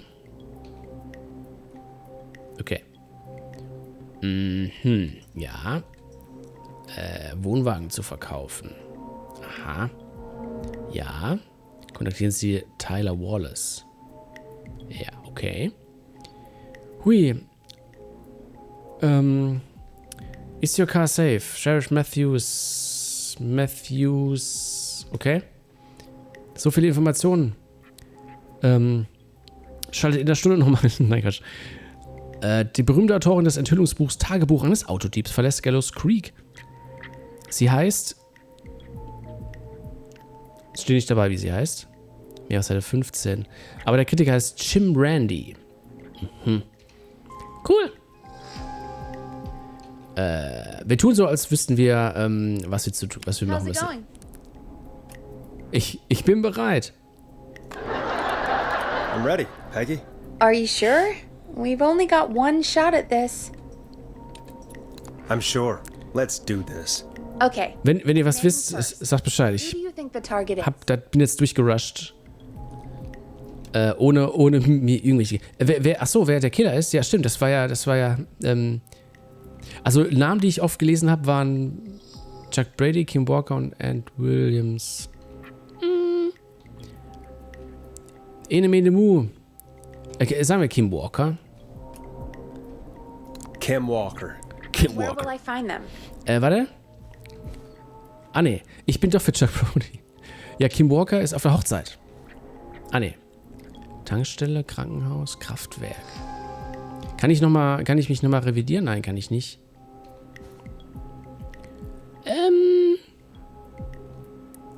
Kim Walker war die Ärztin, ja? Aber Krankenhaus steht nicht zur Auswahl. Doch, steht zur Auswahl. Achso, vielleicht ist es eine Ärztin im Krankenhaus. Ja, dann im Krankenhaus. The hospital. Okay, I'm dialing. One moment. Oh. Hello, this is Doc.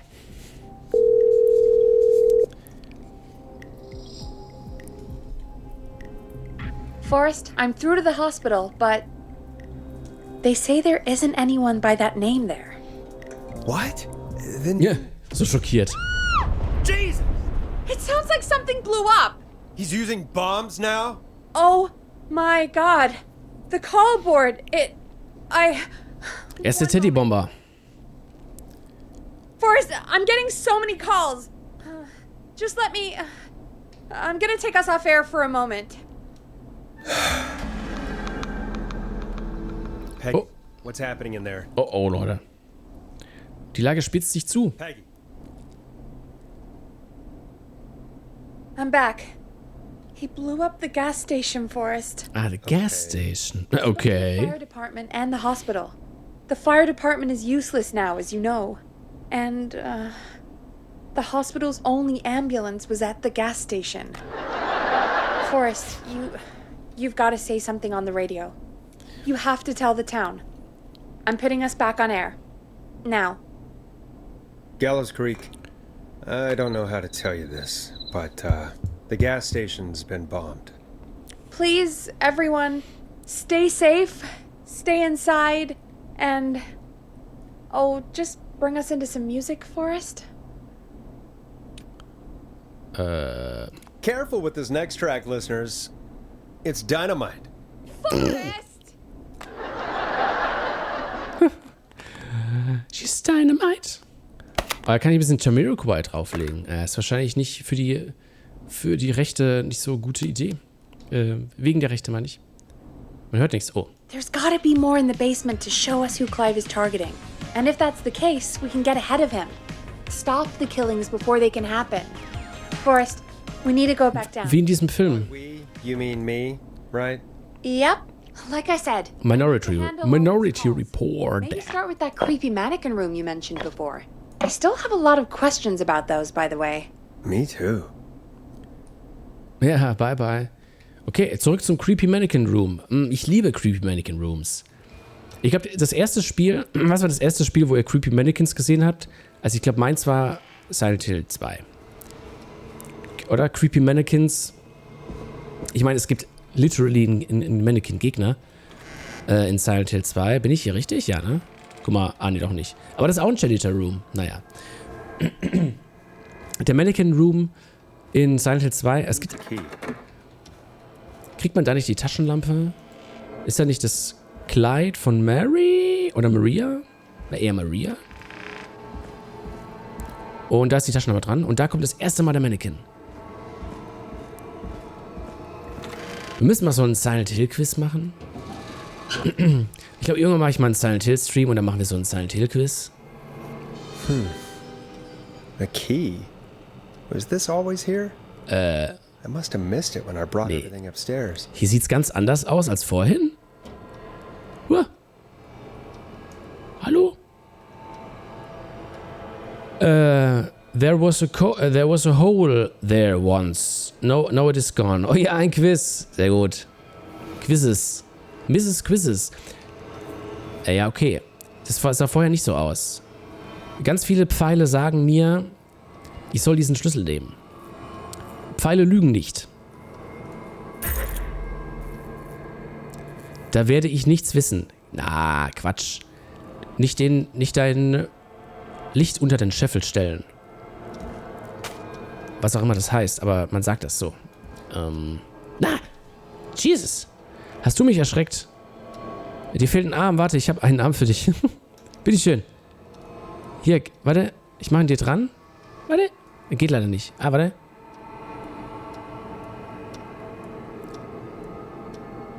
Nee, tut mir leid. Aber da oben liegt er. Kannst du dir ja selbst holen.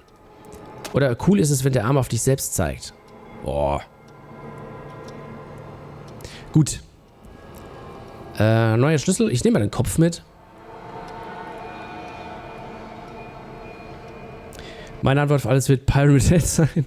Und damit hättest du auch schon die Hälfte der Fragen richtig. Also von daher ist doch alles richtig.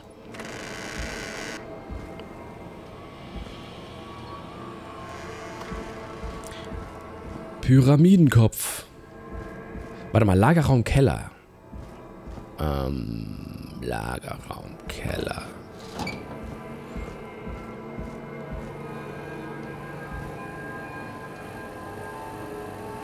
Ja.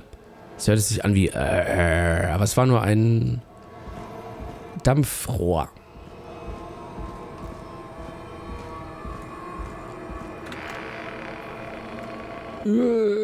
Was ist das hier? Eine Lüftung? Ich meine, Pyramid Head passt wirklich immer. Ich meine, weiß nicht, stell irgendeine Frage zu Silent Hill. Keine Ahnung. Wie heißt der... Oh, da hinten. Seht ihr das am Fenster?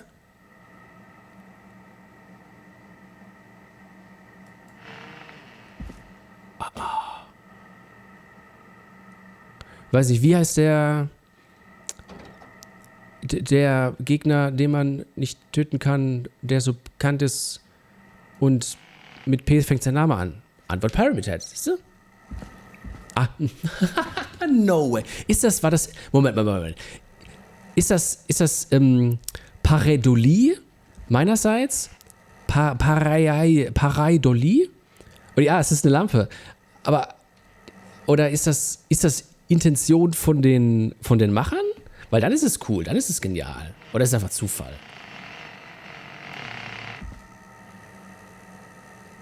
Ich weiß nicht. Könnte Zufall sein, aber ich dachte, da steht jemand am Fenster. Hallo? Und dann ist es eine Lampe. Peggy, give me some warning before yelling down the intercom. Ich bin gar nicht erschrocken, Peggy, aber gut. Buzz the intercom when you find something and want to discuss it. Ich hatte... Sehr gut, sehr gut. Es liegt an dir. Ja, es liegt an mir. Ich schieb's auf die, da ist eine Kassette. Auf meiner Mustererkennung. Funktioniert gut.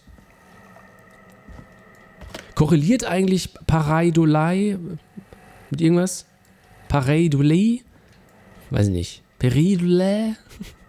Noch eine Creepy Door. Ah, okay. Warte mal, ich lege mal kurz den Kopf dahin. Burp. Brauche ich das? Oh, das ist cool. Was ist das? Moment mal. Das ist ein Hinweis, Leute. Es ist nur zu dunkel.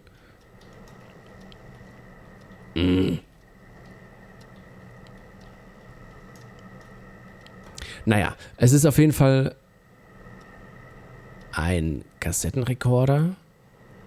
Der Chat ist super langsam, sonst hättest du den Lampenhinweis eher erhalten. Ich habe dieses Wort noch nie zuvor gehört. Lampe? Ah, okay. Naja, aber so hab ich das, Oh. Sollen wir die... I found a tape and a map down here. A map of what? Looks like it might be to somewhere in this storage area. Ah. Hier vielleicht? Will give us more information. Give it a play. Also könnte es sein, aber es ist so ein generisches Ding, dass es auch woanders sein könnte, aber es könnte das hier sein. Naja, egal, ich spiele mal das Band ab. Okay, Achtung, ich drücke Play. Auch wenn ich sehe die Tasten nicht. Das ist Play wahrscheinlich. George Barrow, 1968. Clive. That's when this all began for me. Follow the maps, find the tapes. I'll be waiting. In a special place? George Barrow? We all heard that he drowned after a night out drinking. Was it actually Clive? Has Clive really been the whistling man for that long? He says I need to follow the maps and find the tapes. I guess that's what this map is about. Oh, na toll. I think we need to see what else is hidden down here. Be careful, Forrest. Keep looking. Buzz the intercom when you found something. Okay. Un momento, por favor.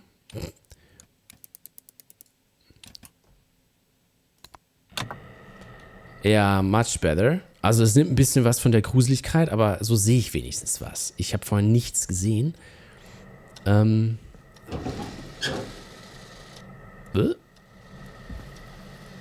hier halt auch alles so blendend hell ist. Ich suche einen Hinweis. Ist er vielleicht hier? Nein, hier sind nur elektronische Bauteile und ein Tesafilm. Eine Flasche Bier, die gönne ich mir später. Aber noch nicht jetzt. Nein, halt, es ist ja nur Apfelsaft.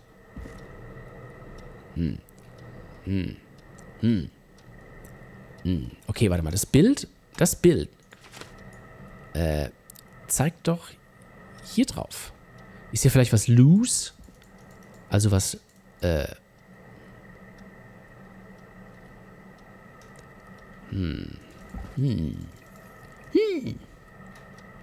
Noch eine Mausefalle. Die haben wohl ein ziemliches Rattenproblem. Und da haben wir es wieder, das alte Motiv. Du sollst das aufbrechen. Ich denke, da ist was drunter. Nein, vielleicht doch nicht. Hab ich das falsch interpretiert? Aha. Oh, oh. Ist das eine Bombe? Es gibt also ganz viel von diesen Schränken. Dachte ich mir doch.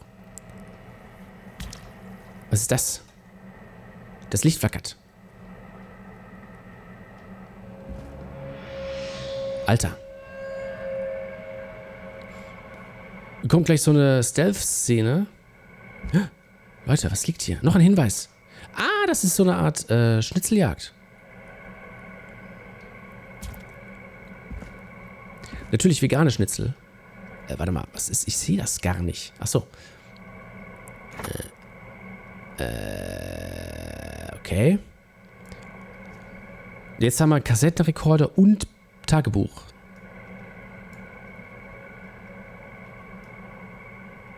Okay.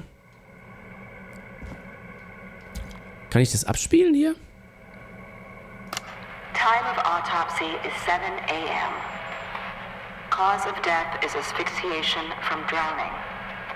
The degree of rigor mortis indicates that the subject has been deceased for 5 hours. That puts the time of death. Oh. Okay, das haben wir quasi gefunden. Ich lege das mal da hin. Und das nächste ist unter so einer Schublade.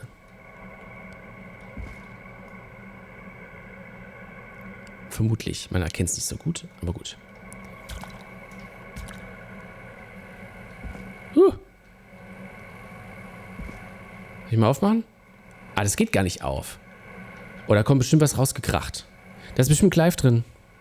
Hallo Clive.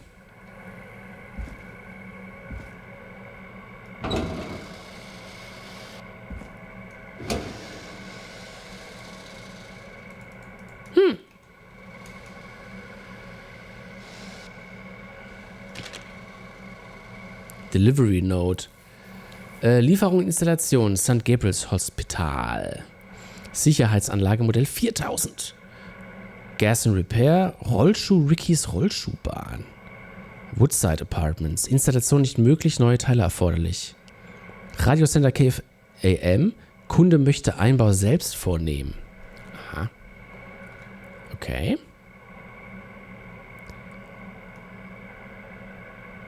Signed Jamie Macher. Supervisor C. Atkins. Das ist Clive Atkins, oder? Okay. Das sind tote Fliegen. Ach du Scheiße. Okay, das ist wahrscheinlich wieder irgendein... Ah, je, oh je, oh je. Ein Rätsellösungsding. Gut, das nehmen wir mal mit. Brauchen wir bestimmt bald. Wir sind auch immer auf der Suche nach dieser Schublade. Ah. Was geschieht?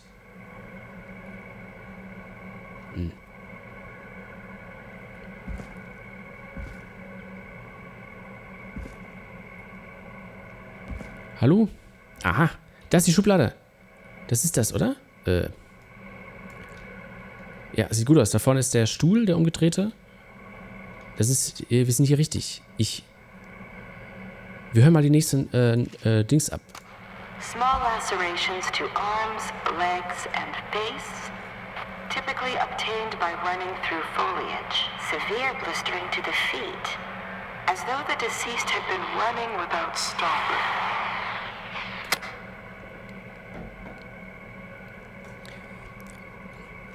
Die foreshadowed schon unser nächstes Projekt. Also ist das nächste Spiel. Aha, der nächste Hinweis. Was müssen wir diesmal suchen? Ein Regal. Ja, genau. Das meinte ich, Mortuary Assistant.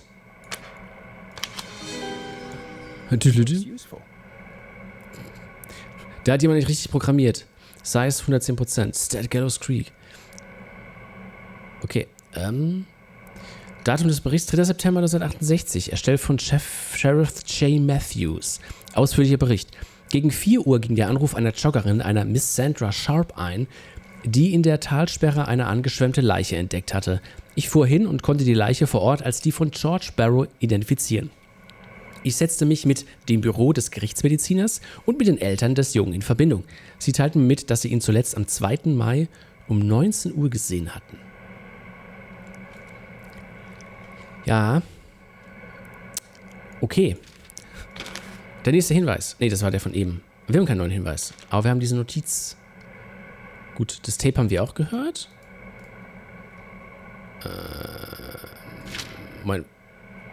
Ah, nee, das ist der neue Hinweis.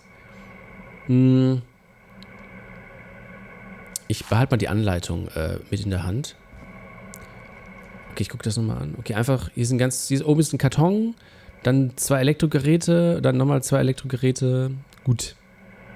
Das werden wir wohl finden. Ah, da waren wir gerade. So einmal um 360 Grad gedreht. Hey, guck mal, ein neuer Hinweis.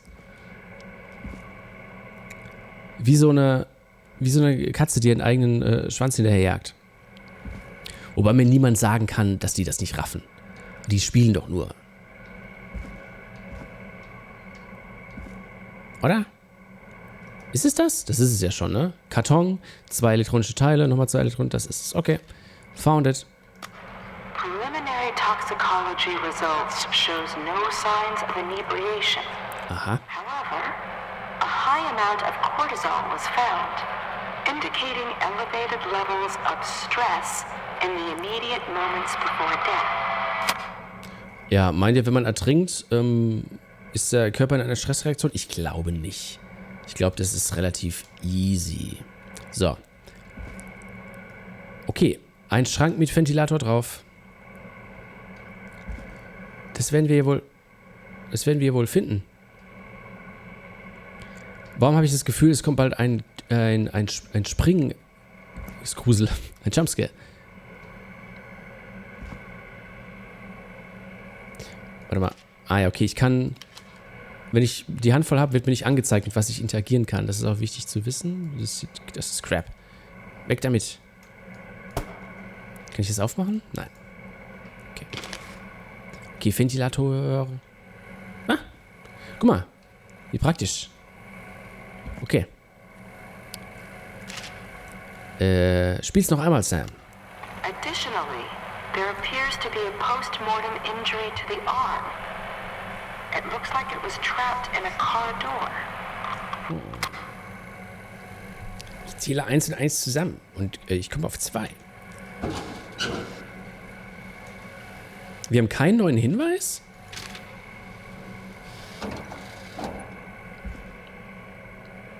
Oh. Ja, erstmal sauber machen. Das ist eine Waffe. Na warte, Clive. Oh, oh. Hallo? Ah, das sieht mir aus wie als müsste ich ganz viel schalten und drücken und so.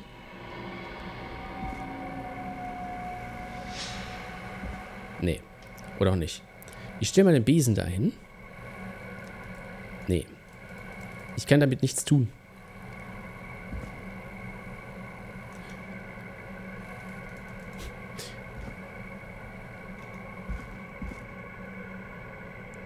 Also der 3D-Designer, der diese Mausefalle gebaut hat, der muss stolz wie Harry sein, dass sein Objekt 500 Mal im Spiel vorkommt. Aha. Sieh an, sieh an.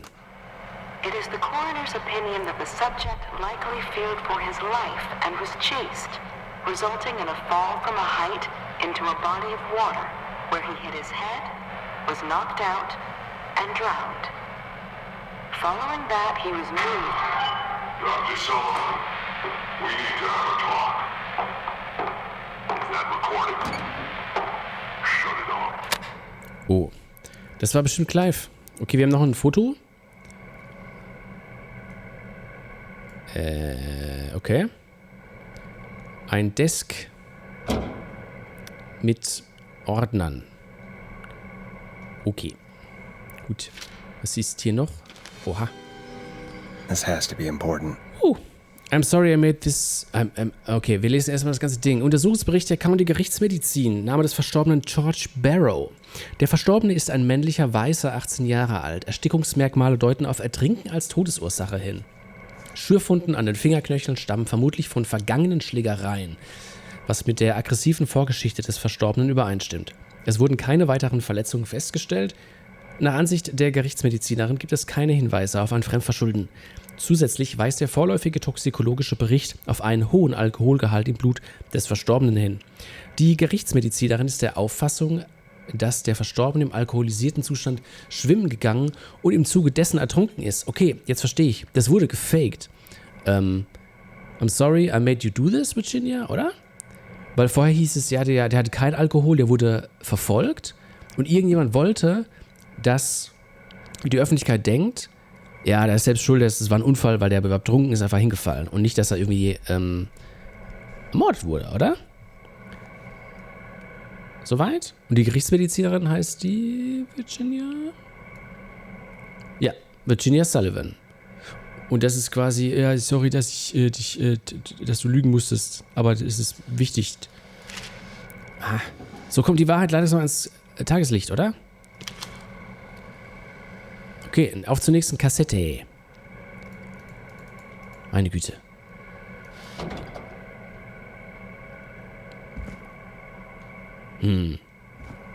Aber wer hat was davon? Ach, guck mal. Was mich ein bisschen stutzig macht, ich glaube nicht, dass wir den ganzen Weg wieder zurücklaufen müssen. Bestimmt passiert hier jetzt was Gruseliges und wir wachen woanders auf. Was ist das hier? Humpty Dumpty. Eine Geschichte über Liebe, Tragödie und Verrat.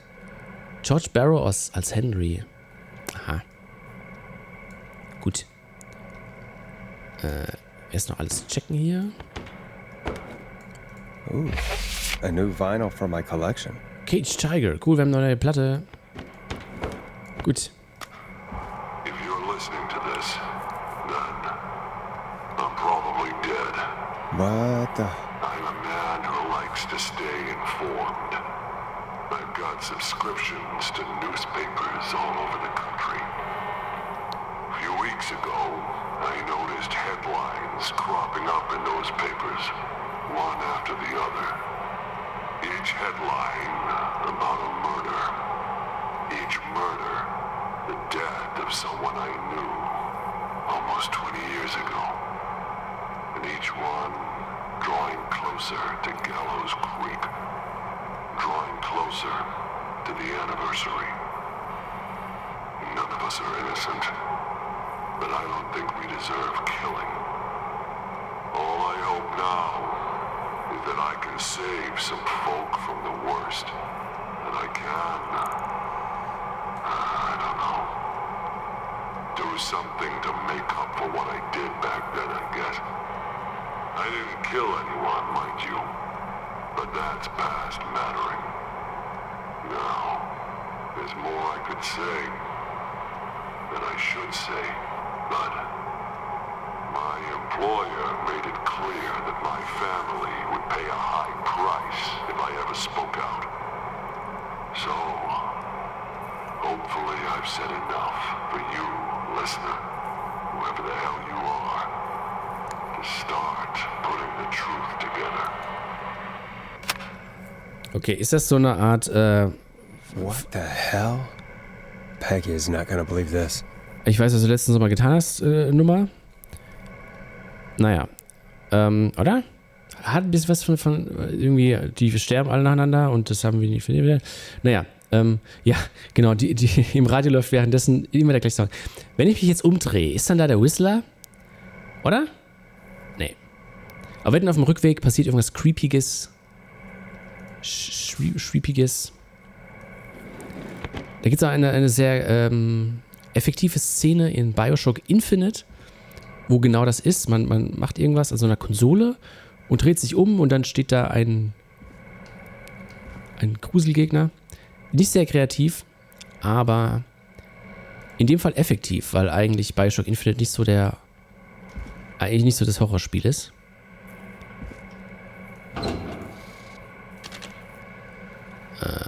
Ja, das ist alles alt hier, ne?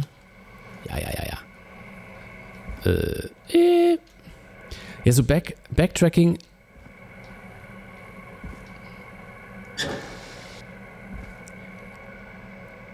Das ist halt so, beim Zurücklaufen erwartet man, dass was anders ist. Einfach, weil man denkt, okay, irgendwie muss man ja die Spannung oben halten. Nie Bioshock 1, also Bioshock 2, okay, aber Bioshock 1? Hello? Hello? Das nehme ich mal noch mit. Wow. Krass. Hello, wow. Ich war richtig fleißig. Wo geht's da hin? Ah ja, okay. Gut, hier geht's zurück. Also Bioshock 1 ist halt, also, weiß ich, Top 10 Games of all time, behaupte ich.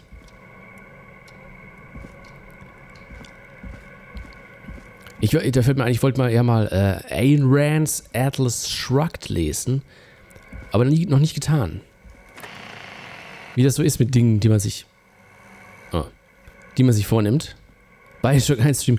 Ja, also Bioshock, das kann man nicht mehr spielen. Ist vor allen Dingen in Bioshock 1 ein Level, da fällt mir was ein, ich habe dich total vergessen, aber ich habe eine gute Ausrede, ich habe nämlich am Faxash-Song gearbeitet. Top 10 Horror Games of all times wird vertagt. Aber, was ich sagen wollte, in Bioshock 1 ist ein Level, weil ich muss hier noch was machen, was denn?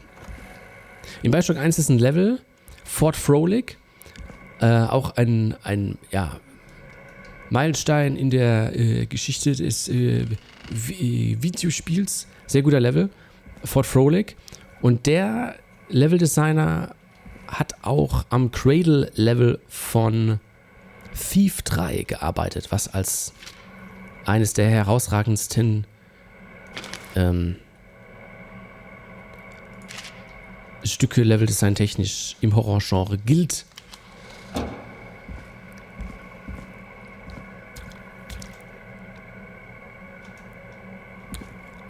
Ich bin ein bisschen lost.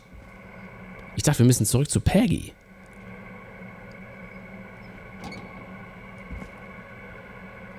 Habe ich das da abgelegt? Ja. Von der anderen Seite. Aber wenn ich zu Peggy gehe, sagt er, nö, da ist noch was. Mit mal. Peggy. Hier gibt es noch einiges zu erledigen, bevor du... vielleicht, wenn ich ganz doll W drücke. Nein, leider nicht. Okay. Spiel. Ah. What have you found, Forrest? It's an autopsy tape. Doesn't say for who, but I think it must be for George. Poor George. He was so young. Something's bugging me, Peggy. What do you mean? I swear I recognize the voice of the woman talking on the tape. I just can't place it. Seriously? Do you think you've met her before? I don't know. I mean... Dawn vielleicht. Recently. I don't know. Found another tape. It talks more about how George died. What did it say? It sounds like he was running for his life. Sprinting through trees and bushes, getting cut up all over. What would drive someone to do that? I'm not sure yet. There's also a tape about a toxicology report. There were no signs of drinking or that he was on anything. What? But everyone said he went swimming drunk and drowned. It was in the newspaper and everything. It was faked. I found a written autopsy report. What does it say? According to that, it's just like you said at the start. George drowned after getting drunk. Said he liked to fight, too. But that contradicts the tape. I know. Das haben wir alle schon rausgefunden. I know why. There's a note with a report that says, I'm sorry I made you do this, Virginia. If it was on the autopsy report, then Virginia must be our coroner. No shit, Sherlock. Wait, The caller from earlier. When we had to call the takeout restaurants. Wasn't her name Virginia? If only she had made it. Then we might have learned more about what's going on. It's okay. We did what we could. The takeout idea was a long shot as it was. I found a tape that introduces a new detail to the story. Post-mortem injury. Apparently, his arm got caught in a car door. A car door? Yeah, after he died. How do you suppose they can tell? How can they tell? I'm a radio producer, not a coroner. The written report I found doesn't mention it at all. Wo sind meine Lachköpfe jetzt? Get trapped in a car door after he died. Unless he got it when the police collected his body, I guess someone else must have moved him after he was dead to where he was eventually found. But the report, what is going on here? I found a police report. Mentions a friend from earlier, Sandra Sharp. Sandra. The jazz runner? That's right. She found George's body washed up at the reservoir. The reservoir? Yeah? What's strange about that? George got cuts from running through foliage, right? But there's no forest around there. Also, how did it wash up at the reservoir? What do you mean? Reservoirs don't have tides. But that's what the police report said. It's not possible, though. I did a school project on reservoirs and got an A. But, yeah, not important right now. The important thing is that it doesn't make sense. What are you suggesting, then? That the body was originally found somewhere other than what the report suggests? That the sheriff tried to cover it up, but accidentally let something slip? Something like that. I think. Well, Sheriff Matthews wrote the report. If he hadn't been eviscerated, we could have asked him. True. But Sandra is still alive? Once we're done down here, we should give her a call. In another tape, the coroner comes to the same conclusion as I did. George was running from something. Maybe an animal? Maybe, but then there's this next bit, where the coroner thinks he was moved post-death. So she agrees with us. At the end of the tape, someone burst in and demanded Virginia stop recording. I think it was Clive. This is starting to make sense now. This is a conspiracy to cover up what happened to George. Yes. I think I found Clive's last recording. I think Clive might be gone. Gone? I found a confession. Not for any killings, but for playing a part in covering up George's death. Rächt sich He dafür. left this behind in case he died. He hoped someone would find it. Do you think the whistling man already got him? Possibly. We've had a lot of callers tonight, but maybe not every victim made it to the phone, you know? We don't know how many there really are. Christ, Forrest, that's dark. I know, but Clive said he had read about other murders in other towns, and that the murders were all folks who knew about the incident. And the killings were getting closer to Gallows Creek. He said he wanted to do something good for once. The board in his office. He wasn't tracking people down to kill them. He was tracking them down to save them. Why didn't he just come Und deswegen hat er auch creepy Mannequins überall. Ja, klar. He said his employer threatened his family if he spoke out about any of it. His employer? The one who orchestrated the cover-up? Oh, Clive. I'm sorry for thinking you'd killed all those people. Do you think you found everything? I think so. Forrest, what's going on here? Someone wanted that boy's death to seem like an accident. And they hired Clive to make it look that way. Come back upstairs when you're ready. We need to figure out our next step.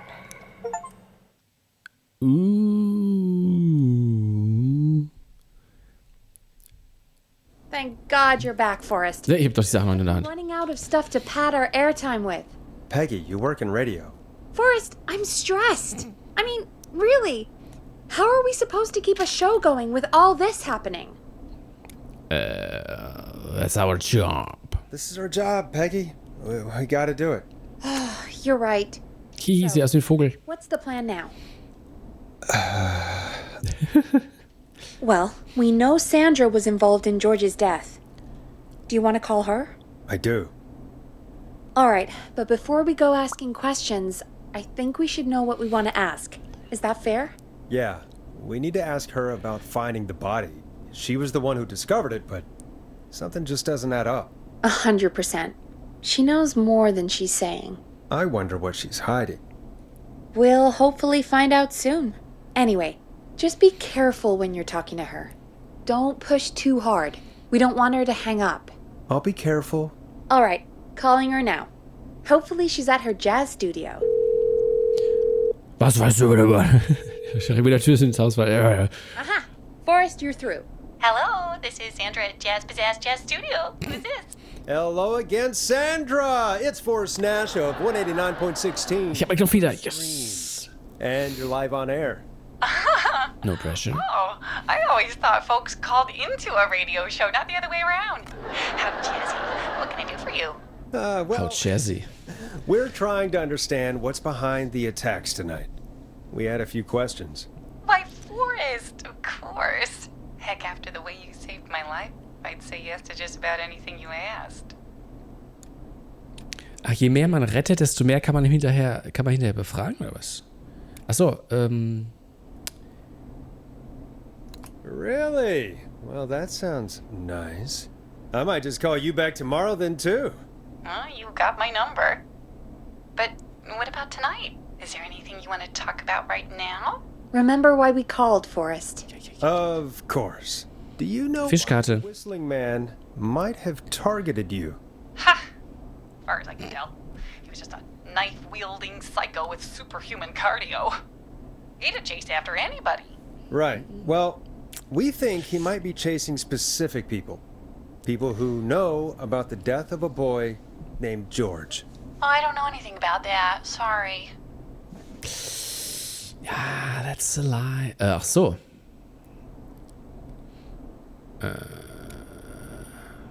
Das ist zu direkt, oder? Das ist zu aggressiv? Bewahrst du ein Geheimnis? Have you had to keep quiet about anything? Any secrets you've had to keep? What would I have to keep quiet about? I don't know. I mean, could be that you've seen something or heard something. I never saw anything. Even if I did, what would that matter? And it was years ago. Okay, sie zittert schon. Alles in Ordnung? Sandra, are you okay? It was years ago.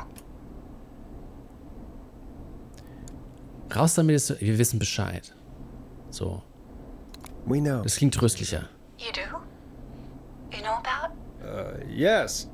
Of course. This studio is my life. After I found the body in the river, I couldn't lose my studio. Do you understand?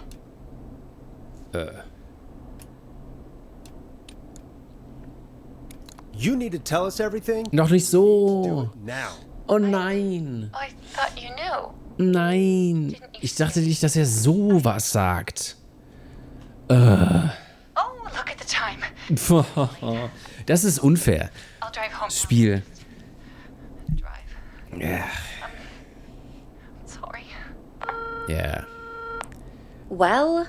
I might have gone. Ja, sorry, aber dass er das sagt. All right, let's just move on. Well, folks, Jesus. if anyone out there has any thoughts on what's going on tonight, please call in. That's good timing. We've got a call waiting just this second. Das ist dieses, wenn man eine Intention hat als Spieler und denkt, das zu tun, was man machen will, aber das Spiel übersetzt es in was völlig Falsches. I need to take the call. Es gibt ein Spiel namens Vampyr mit Y. Ganz gutes Spiel, aber da gibt es auch eine Stelle, die ist sehr berühmt, weil sehr viele Leute da im Steam-Forum geschrieben haben, weil es da eine Situation gibt, die ist so eine Story-Wende und da geht es um einen wichtigen Charakter und eine Dialogoption impliziert, dass man die Person rettet. Aber wenn man das auswählt, stirbt die Person und das ist wollte man nicht und das ist ziemlich entmutigend. Kurzer Pseudo-Rage-Talk. Hit the button. We have a caller. Was denn nicht? Was ist, wenn ich einfach Musik anmache? Ja, eben. Genau, wenn die Ausführmöglichkeit nicht dem Gesagten entspricht. Du sagst es. So. Oder wenn in Dialogoptionen so, keine Ahnung, nur angedeutet wird, was gesagt wird. Und dann will man das aber eigentlich gar nicht sagen. Naja. Welcome to 189.16, The Scream, with me, your host, Forrest Nash. Hi, Forrest. I know this is really out of the blue. Ist das wieder der Pizzamann? But I wondered if you could send this special birthday message to my uncle. Nö. No, I don't wanna. Oh, come on! It's his birthday. I won't have a chance to do it again until next year. May as well, Forrest. Fine. What's his name? Thank you, Forrest. He's my Uncle Ronnie. His first name's Peter, but he never liked his name. But since he always had salt and pepper... Warum heißt er nicht Pepper? Pepper als Mitvorname. Always called him Pepper. Thanks for the history lesson. Is there anything besides happy birthday you'd like to say to Mr. Pepper? Oh my God, damn it! Yes! Tell him he can get the best birthday deals and party packages here at War so klar. Starting at... You son of a bitch! Stop calling! You son of a bitch! This is your fault. My fault? I said I didn't want to do it. Don't blame me because Brian Ponte can't control himself. Don't worry. We've already got another caller on the line. Just pick it up, okay? Pepperoni. Boah, Pepperoni-Pizza. This is 189.16, The Scream. I'm Forrest Nash. You're on the air, caller.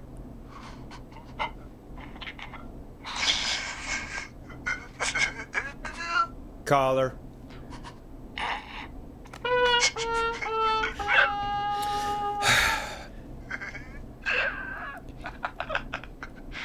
Ponte.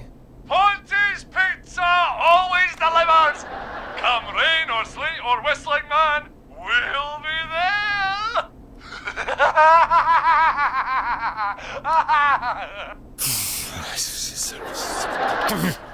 Forrest?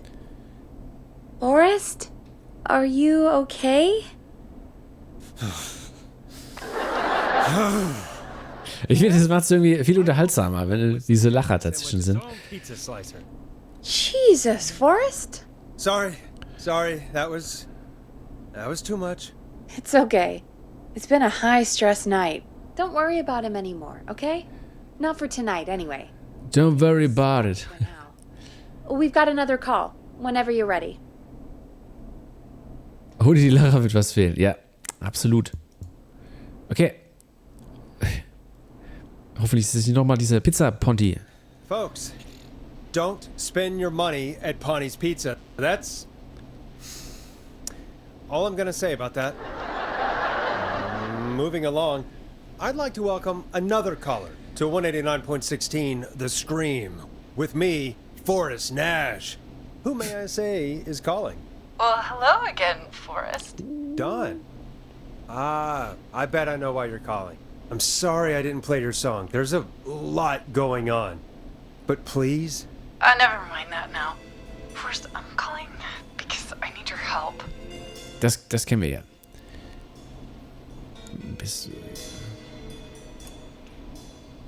Please, Don, if you know something, if you know who the next target is... Oh, it's too late for that now. I'll be the judge of that. Fine. Chuck Brody was the next target, but that ship sailed. How did you know it was Chuck? Well, if I tell you, I might just put more people in danger. People are already in danger. This might help. Forrest, I don't have time. I need your help. Do you mean... Yes, he's after me now. You? I think so. He must have heard me on the radio, helping you. Helping? You didn't exactly help. Naja. I've been helping more than you know. I was out following a lead, trying to work out who would be next, after Chuck. And what happened? And I started to feel like I was being followed. I came back to my apartment building, but this new newfangled security system. Warte. Du meinst das da? Get inside. Starling 4000. Oh. User manual. Ah, these codes should come in handy. Ich sagte das jetzt nur, weil ich es aufgehoben habe. Falscher Trigger-Zeitpunkt, Spiel, aber egal. Naja.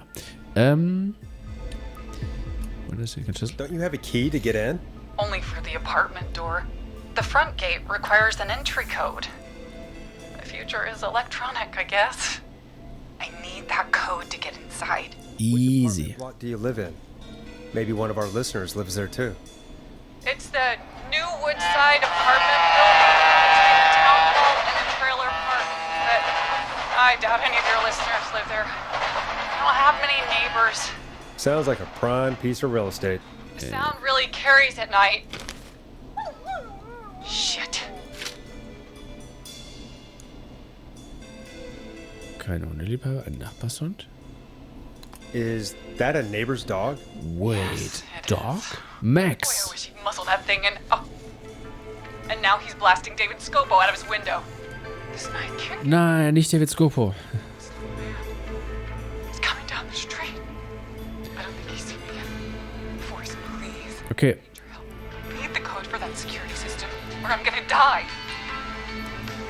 Warte mal, Name des Nachbarn, Name des Sicherheitssystems, Nachbarn alarmieren. Nee.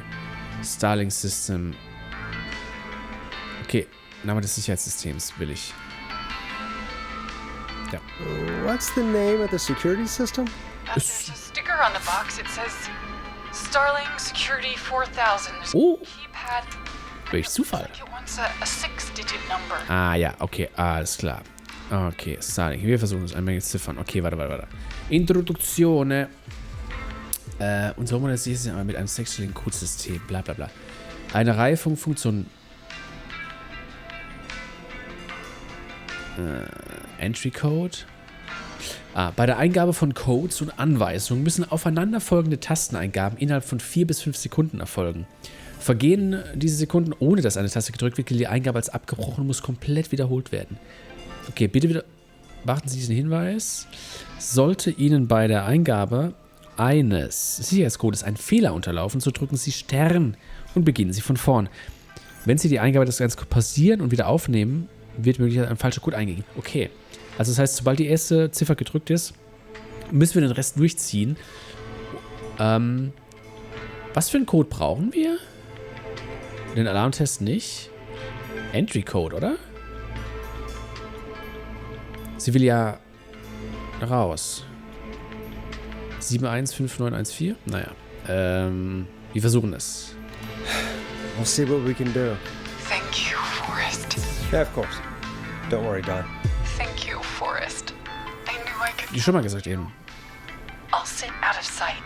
Ach so. Back soon. Ach, das Spiel denkt, wir haben das noch nicht gefunden, oder was? Aha. Alright, folks. Here's a little tune for you all to enjoy while I try to break Dawn into her apartment. Achso, ein Song. Ja, nimm die einfach. Hope you enjoy this one as much as I do. Okay. You were pretty quiet there, Peggy. Forrest, was it just me, or was there something... Yeah, it wasn't just you. Something was weird about that. Yeah. Well, tell you what. We have a Starling 4000, or whatever, here at KFAM. Clive bought one for the station. Maybe we can find something to help. Well, I'm not sure who. But to help someone.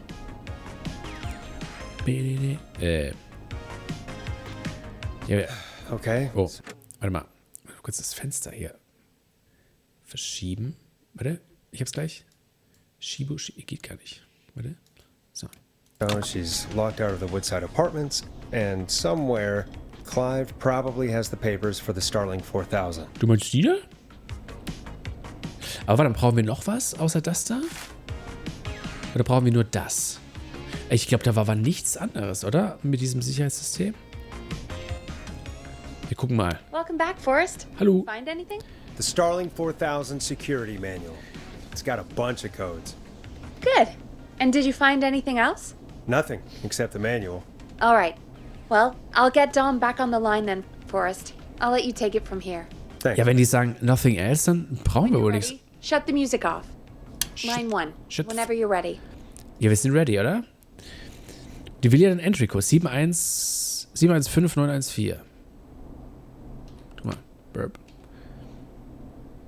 Jo. I'm ready.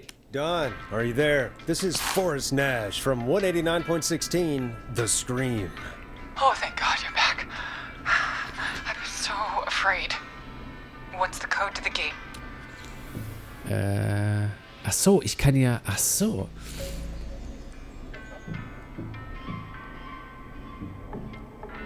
Ach so. Warte mal.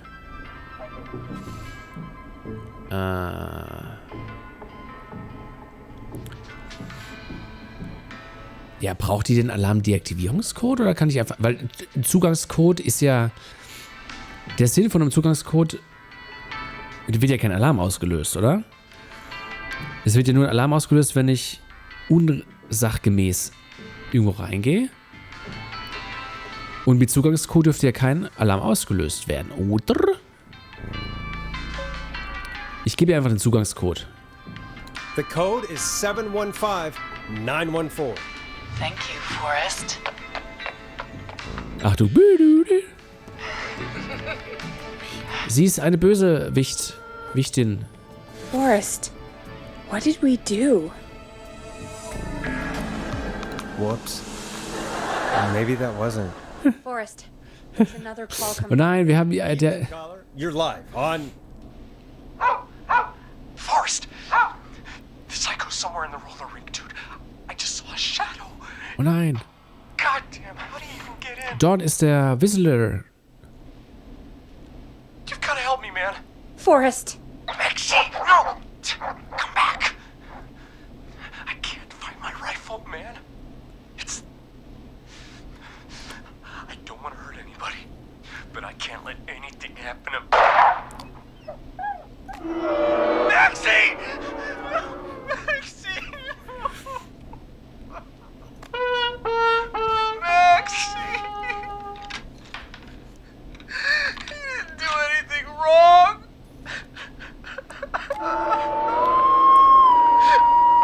Oh, Maxie.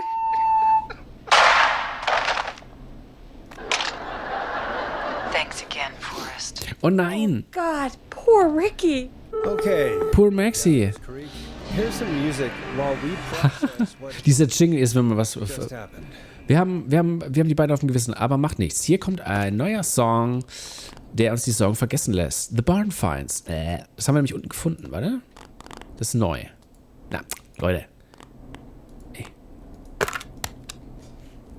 So, the whistling man is a woman? Ich hatte schon so meinen Verdacht.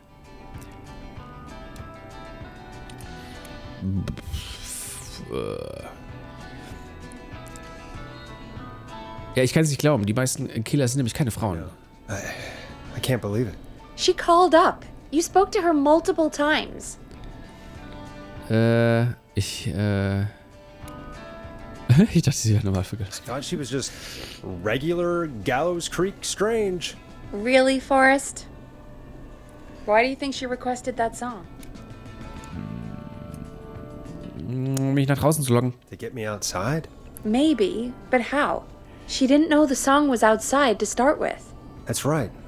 She never actually attacked me out there. So? What now? I guess I should make an announcement. We do have new info.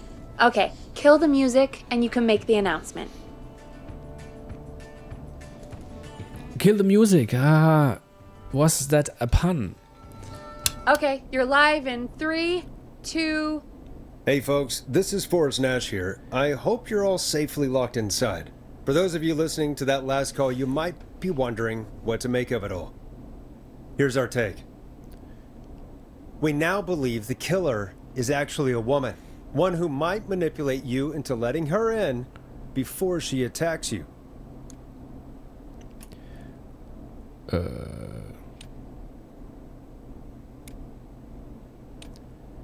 I'm sad to say, but it's time to trust no one.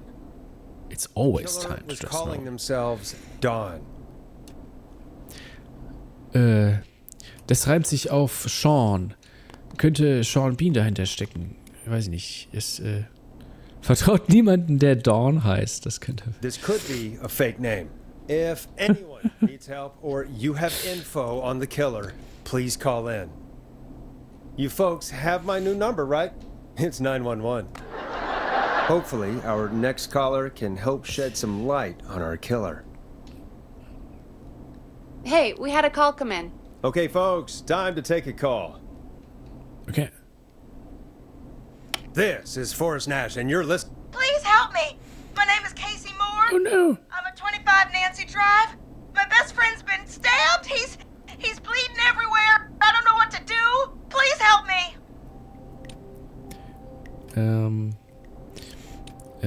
Aber no. Is he still breathing? Yeah, but he's bleeding out fast. I really need help. Please. Take a breath. We'd been out at the reservoir. We were heading back to his place when we heard this whistling all of a sudden. He just started freaking Casey? out. He screamed at me, told me to hide. I'd never seen him like that, and I just panicked and ran and hid in a bush. Oh no. Hid in the bush. Forrest. Then what happened? Hid in the bush. Road and talked to someone. I couldn't really hear or see anything. It sounded like he might have known the person, Okay. and they just stabbed him. Hold on a second. Warte mal. Wie heißt sie? Casey. Casey. Warte mal, wer hat geheiratet?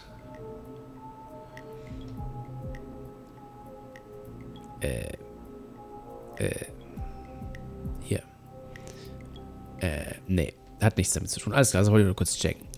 War es eine Frau? Casey, was he talking to a woman? I don't know. They had a mask and wore all black. That's all I know. Please, we need help here. I'll get you help, but I need to know. Where did the masked person go? They left. They left him to bleed out. I waited until they were gone, then dragged him into the garage and called 911. Wait, why didn't she make sure he was dead? I don't know. I think I heard them say something like, "It's not so funny now, is it?" Before they left, but please, he needs to get to the hospital. I can't drive, so we need an ambulance. Forrest, the ambulance was destroyed in the explosion at the gas station. You should get all the info you can. Okay, warte mal. Was ist wichtig? Wo ist er verletzt? Ist nicht wichtig. Wie heißt der Freund? What's your friend's name, Casey? It's Jason Parker. Okay. Can you tell us where Jason was stabbed? They stabbed him in the stomach, and then stabbed him again in his leg when he was on the ground, and it's... Oh, the knife is still there in his leg. We'll be right back.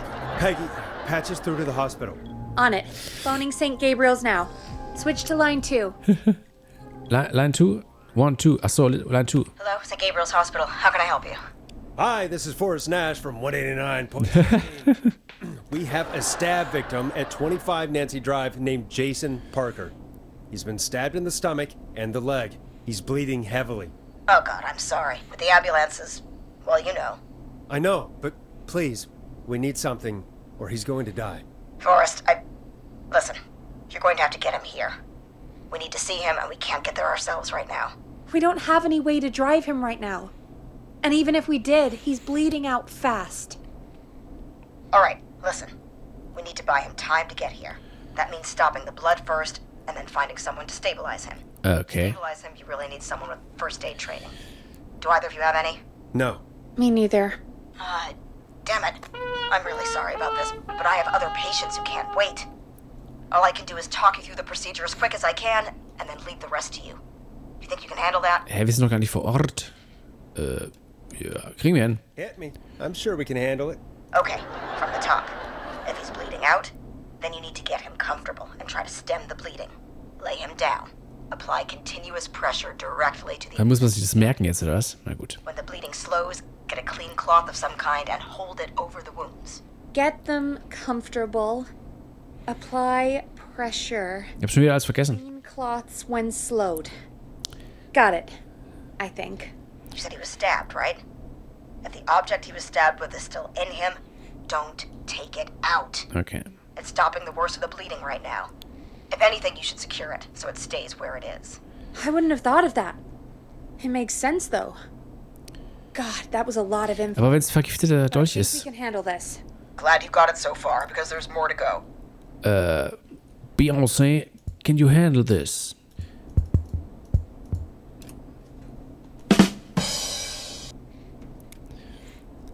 Mach weiter. I'm still with you, Doc. What else do we need to know? If he's lost a lot of blood, he may enter shock. If he does, act fast. If you applied a cloth and it's bleeding through, don't remove it. Just apply another on top of it. Okay. If it's safe, elevate his legs to get blood circulating to his vital organs. Try to keep him warm. Get him to rest and reassure him. We need the patient to stay calm. All right. Don't replace bandages. Elevate his legs. Keep him warm. Der wird so sterben. Der wird so sterben. I'm really sorry. That's as much as I can give you right now. Try to stop the bleeding. Find someone to get him stabilized and get him here as quick as you can. Good luck. All right, Forrest. Casey's still on line 1. Ich husch mal ins Bettchen. Gutes Gelingen noch. Dankeschön, Inchi Pinchi. Vielen Dank fürs Einschalten.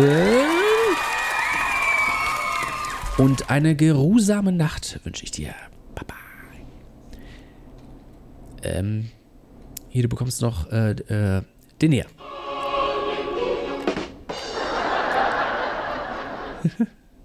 So, wir gehen wieder auf die 1. Hello? Forrest, are you there? Wie geht's, Jason? I'm here. How is Jason doing? Badly. He's still bleeding. I need help. I've been putting pressure on his stomach wound since you left. But he's still bleeding. I don't know what to do. Okay, wir wissen es. Good, Casey. The nurse said to do that. What about the knife in his leg? Rausziehen. Should I pull it out? Nein. Fass das Messer nicht an. No, don't touch the knife. No. The bleeding will get worse if you pull it out. Are you sure? I'm sorry. I'm gonna stop making suggestions. No, You better don't. we're a team here. We're all going to get Jason through this. Casey, is his leg wound bleeding right now? I hate looking. Leichter Würgereiz. Yeah. It's bleeding. His stomach is worse, though. Fass das Messer nicht an. All right. I think we need to leave that knife alone. All right. I'll just keep putting pressure on his stomach for now. Forrest, can I have a word? Now isn't the best time, Peggy. Can it wait? Forrest, it's kind of important. All right. Give me a second. Casey, I'm going to have a quick word with Peggy. Keep putting that pressure on and let us know when the bleeding is under control. You're doing great. But what if something happens? We'll still be here. Just shout if you need anything, and we'll be there. I promise. Okay.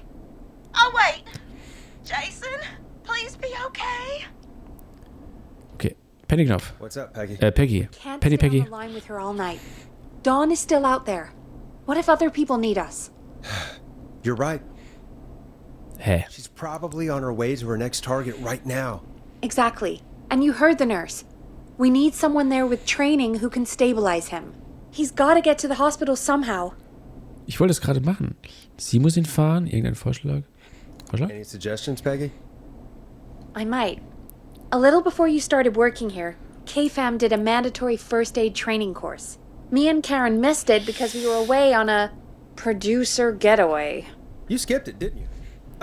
Never mind. So, how does KFAM's first aid course help us? Casey said they're at 25 Nancy Drive, right? Yeah? Why? They put up a bunch of cheap houses around there about 10 years ago. So a bunch of people here at the station live around there.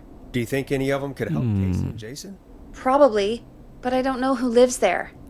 And since I missed the training day, I don't know who knows first aid. Could you call them and ask? I don't know everybody's numbers. I've only ever called Karen.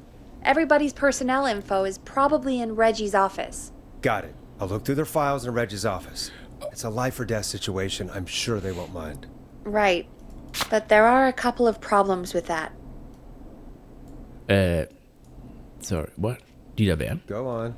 It's sensitive information, so Reggie probably locked it in his safe. Great. Great. Do you have any idea what the combo for the safe could be? Not a clue. Reggie's a serial note-taker, though. Maybe something in his office will give it away.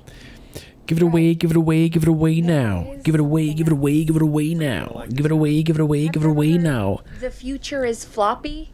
Peggy, what the hell are you talking about? I'm talking about floppy disks.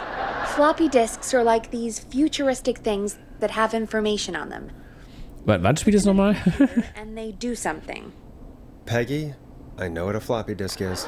Anyway, Reggie decided that the future is floppy and started phasing out our physical records and replacing them with these floppy disks. I imagine it's the same for our personnel files.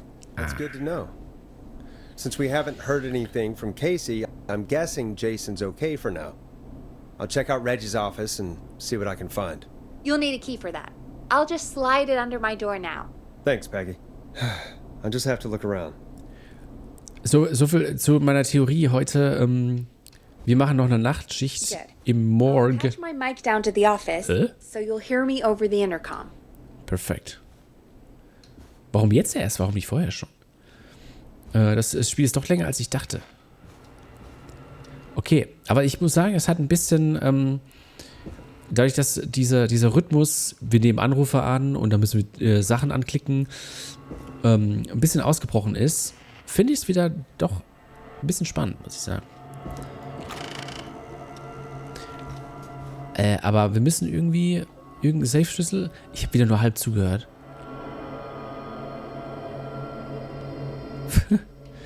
Please stop putting stickers on office furniture. You're lowering the resale value of everything. Reggie.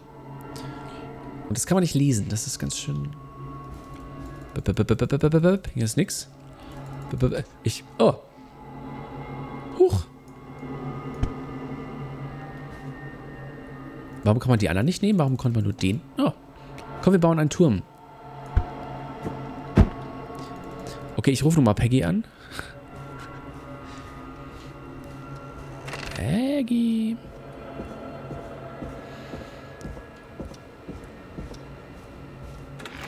Guten Tag. Entschuldigen Sie.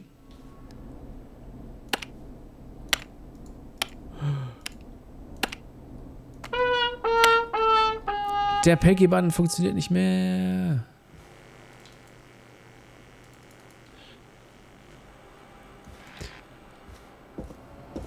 Ach stimmt ja. Das hat sie gesagt. Perfekt. Oh, ich habe ein Achievement bekommen. Wir haben alle Schlüssel bekommen. Okay, ich nehme noch die Mausefalle mit als Verteidigungsobjekt. Du Hutz, meine Güte. Ja, was ist denn hier los? Herzlich willkommen, du Hutz. Du Hutz, schön, dass du da bist. Und vielen Dank für den Follow. Der kommt da reingesneakt und hat direkt was, einen Hinweis. Wir müssen zu Reggies Büro. Das ist bestimmt unten. Hier ist Stuff. Wie es hier aussieht. Könnte hier mal jemand aufräumen? Das ist bestimmt Reggies Büro, oder? Da hieß es vorhin, ja, hier ist so viele Schlüssel. Ja, guck mal. Okay, ich sichere die Tür mit einer Maus. Looks like I need a 4-digit code. Der guckt schon eine Stunde mit, Dude. Sehr gut. Was habe ich hier noch? Was passiert eigentlich hier nochmal?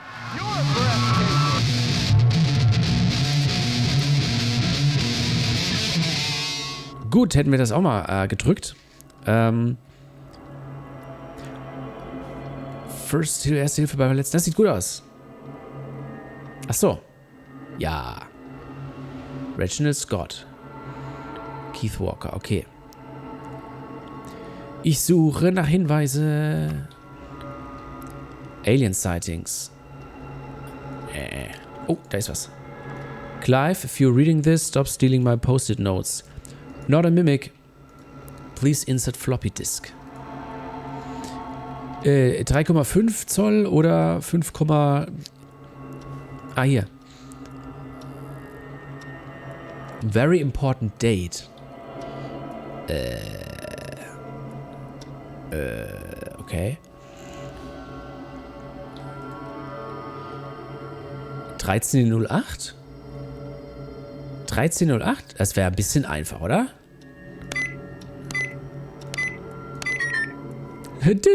Ich will auch so ein Save, der, wenn man was Falsches eingibt, macht er... Okay, very important date. X Forever. Need to write pitch document. Good title. Bring back original product and will. Ja, X Forever klingt echt sehr gut. Okay, was ist wichtig für ihn? Was ist wichtig für ihn, Best Boss? Warte mal.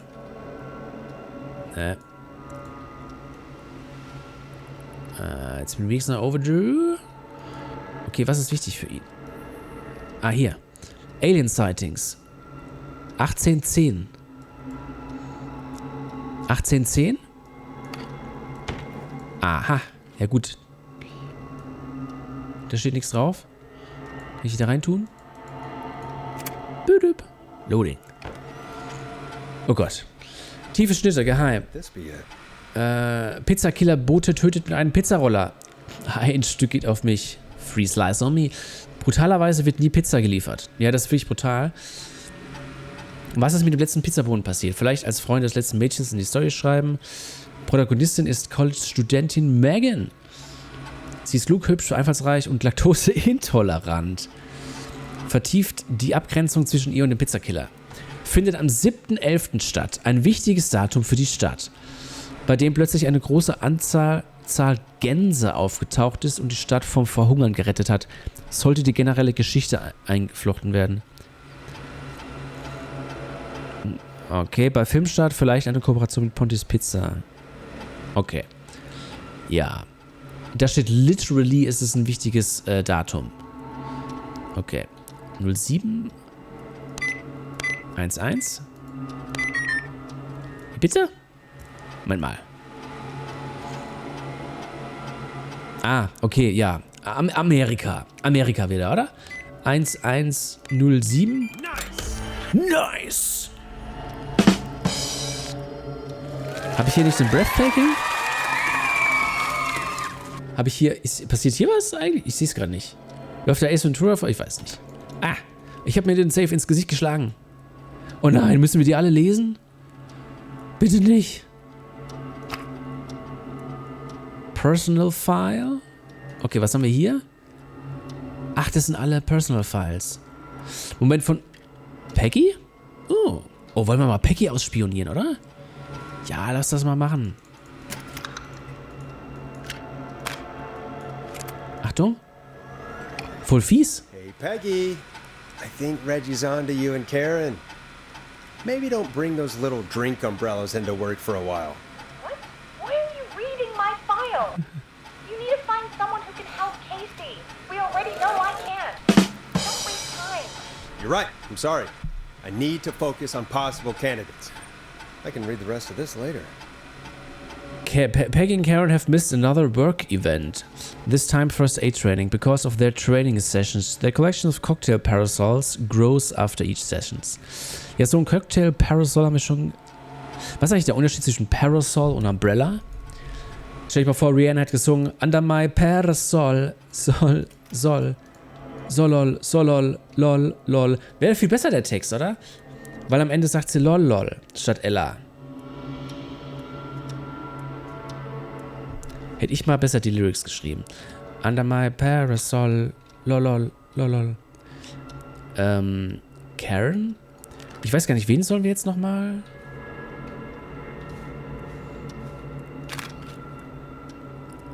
Barbara sagt mir gar nichts. Bradley, Carter, ich glaube den, oder? Oder ist der nicht... Ach, Sonnenschirm. Alter, was war das denn? Ja, Parasol, Sonnenschirm macht Sinn. Aber ich bin gerade erschrocken. Es sollten mehr Songtexte über deinen Tisch gehen. Hey, Peggy, you there? Yeah, I'm here. Did you find what we need? I got the safe open, but I'm not sure what I'm supposed to be looking for in these files. We need to know who can do first aid, and we need them to be close to Nancy Drive. Anything further away than a street or two is probably too far. Okay, Nancy Drive. Ticks those 2 boxes is our best bet. Okay. I'll take another look at the files. I'll let you know when I find something. Okay. Das heißt, der Wohnort muss da stehen, ne? Ja, Job, Address X Down Lane. Wait, what? Welche Straße muss denn hier sein? Peel, McCready, Romero, Bond, X Down Lane, Nancy Drive. Nancy Drive? Ich glaube, es war Nancy Drive. Ne? Also X Down Lane würde passen. Das zweite Kriterium muss Erste-Hilfe-Kurs absolviert haben.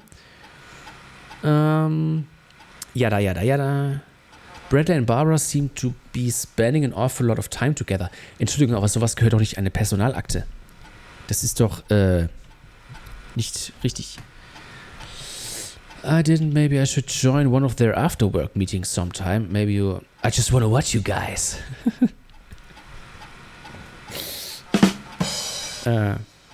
I've always wanted to learn more about food. Ja. Brad und Barbara ended up missing most of our first aid training session. Brad made a joke about practicing mouth to mouth and Barbara got really upset and stormed off. The joke wasn't that bad. Ja, wenn die das meiste verpasst haben, ist das, glaube ich, ein No-No, oder? Mist. Also Brad und Barbara scheiden mal aus. Forrest Nash, that's me. Ha, vielleicht bin ich derjenige. Was steht da bei uns? Peggy. Apparently, I'm a lone wolf type. Forrest, what are you doing? We don't have time for this. We have a man literally dying on the line. And we're more interested in you. Dying. Right, I'm sorry. I need to focus on possible candidates. I really shouldn't have read both. We're in a hurry. Heard him call Janie, Janine, and Branda in his first week. Could be me. Hopefully this changes when he gets settled. I've paired Forrest with Peggy for his show. They seem to have developed a relationship of sorts pretty quickly, which is good because we sure don't have the show budget to pair him with Karen. Genug über uns. Bleiben nur noch 2. Karen und John. Gehen wir mit Karen zuerst. Okay, diesmal checken wir zuerst, ob sie das Training gemacht hat. Training, Getaways.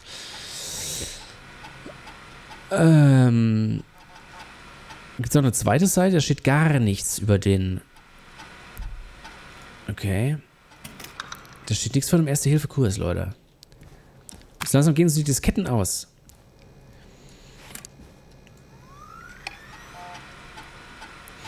John refused to engage with the first aid trainer during the course. I know he was a war medic, but it was station policy to send everybody regardless. Okay.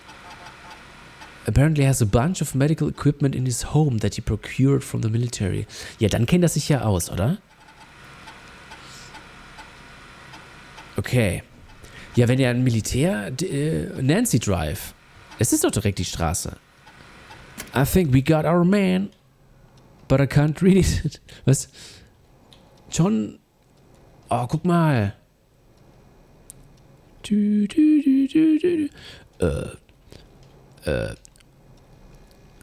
Scully? Ja, Mulder.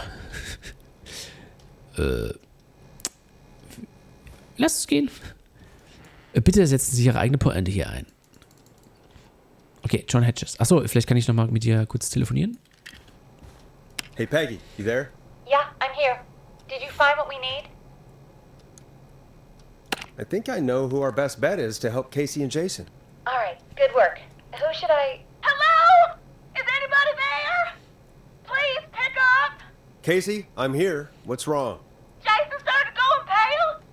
I tried to give him the rest, but he just threw up everywhere. What's happening? What a mess. Hat er vorhin Alkohol getrunken? Er fällt in einen Schockzustand, das habe ich mir gemerkt. God, it sounds like he's going into shock. Casey, just stay. Es sollten mehr Akte X-Skript über deinen Tisch liegen.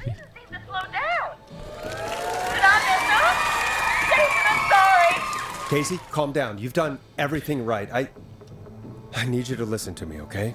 For Jason. What did the nurse say to do about shock? Die Beine hochlegen. Casey, I need you to elevate Jason's legs. We need to get the blood flowing to his vital organs. Got it. Jason, stay with me. I'm just gonna move you. This might hurt. Okay. I propped his legs up on some boxes. I'm looking at my notes. We need to get Jason as warm and comfortable as possible. Hey, das ist meine Aufgabe. Anything you could use nearby, Casey? Eine Decke. I still have some laundry next to me. Oder ein paar Hotdogs. I'll wrap him in some blankets. Ja, ich hätte ihn ja in Hotdogs eingewickelt. Aber gut. Sorry.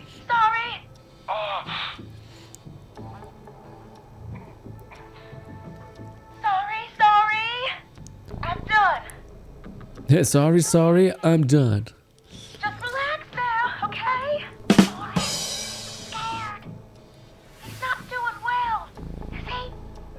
Is he gonna... Genau, jetzt müssen wir, der letzte Schritt war, Mut machen.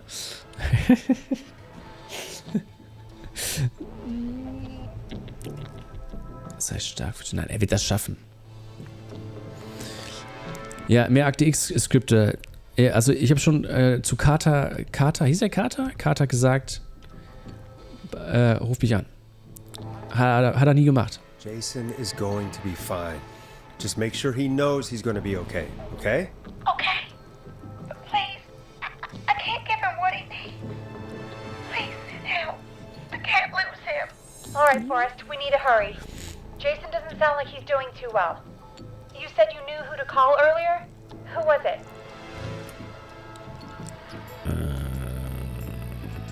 Achso. Ich kann nur 3 Sachen auswählen. Ja, John Hedges ist unser Mann, oder? Ruf John Hedges an. We need to call John Hedges. He lives on Nancy Drive. He didn't really participate in the first aid treatment. Aber? But he's a former war medic. He's probably the most trained person we have. Really? I never really spoke to him before. A war medic, huh? Yeah, and according to Reggie's notes, John keeps all of his old equipment at his house. He's something of a hoarder. All right. What's his number? 5420731. 9378851. What the hell is this calling me at? What time is it? John, it's Forrest Nash here at KFAM. Welcome back from Lurkmoach, Loodle. Forrest, if this is a work emergency, then it can wait until the goddamn morning. Just leave me a note like everybody else. Dies ist der medizinische Notfall. John, no, this is a medical emergency. A man has been stabbed by the Whistling Man, or never mind. He's badly hurt, and he's going to die unless we get someone to him now. The Whistling Man?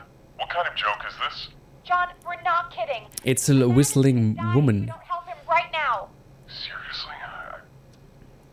I haven't been called on for over 10 years. Where's the patient? What's his condition? He's at 25 Nancy Drive. I think we got his friend to stem the bleeding, but he's gone into shock. He's passed out right now. You say And he's pale. Do you know the extent of his injuries? From what we were told, he has 2 major stabs. Anstatt das zu fragen, können wir einfach hinlaufen, oder? And 1 to the leg. The knife is still in his leg, and the stomach wound is open. Understood. Let me grab a few supplies and I'll head right over. Medikit. Medikits. Thank you, John. Die sind weiß und ein rotes Kreuz drauf. Good luck. Hab ich gelernt. Hello, Casey. Are you there? How are we doing? Bad. Jason seemed really weak and then just started thrashing. Wie rüpelhaft. Wie geht es ihm jetzt? Bist du verletzt? When he was thrashing around, did he hurt you in any way? Or are you okay? I'm fine, but Jason passed out. Na, dann kann er ja nicht mehr schlagen, oder? Please tell me you found someone to help. Casey, help is on the way. My colleague will be there soon. You hear that, Jason? Someone is coming. You're gonna be just fine. Just hold on for me, okay? Just hold on. Come on. Hello, Casey. This is John Hedges. I'm here about Jason. Please let me in. I'm guessing that's Jason there. Achso, ich dachte, wir müssen irgendwas machen. Hä? Forrest, Peggy, don't you two worry. We've got this from here. Okay. Forrest, we'll call you back later. I have to go now. Auf die Maurice ist immer Verlass. Ja, tschüss. I hope he's gonna be all right. And with Düsseldorf. the show moves on. We're sending our best wishes to Jason. Prayers and Love and Prayers. Well, Oder so. after all that excitement, I think we could use some music. Was sind Chalupas? Come back upstairs when you're ready. Chalupa? Nachos? Chalupas? Churros? Salsa Dip? Was sind Chalupas? Unter den Spanisch EssensliebhaberInnen und Essensliebhabern unter euch. Was sind Chalupas? Das klingt lecker. Ist aber auch teuer. Ist teurer als Nachos. Ist ungefähr so teuer wie 2 Nachos. Ich nehme das mal mit.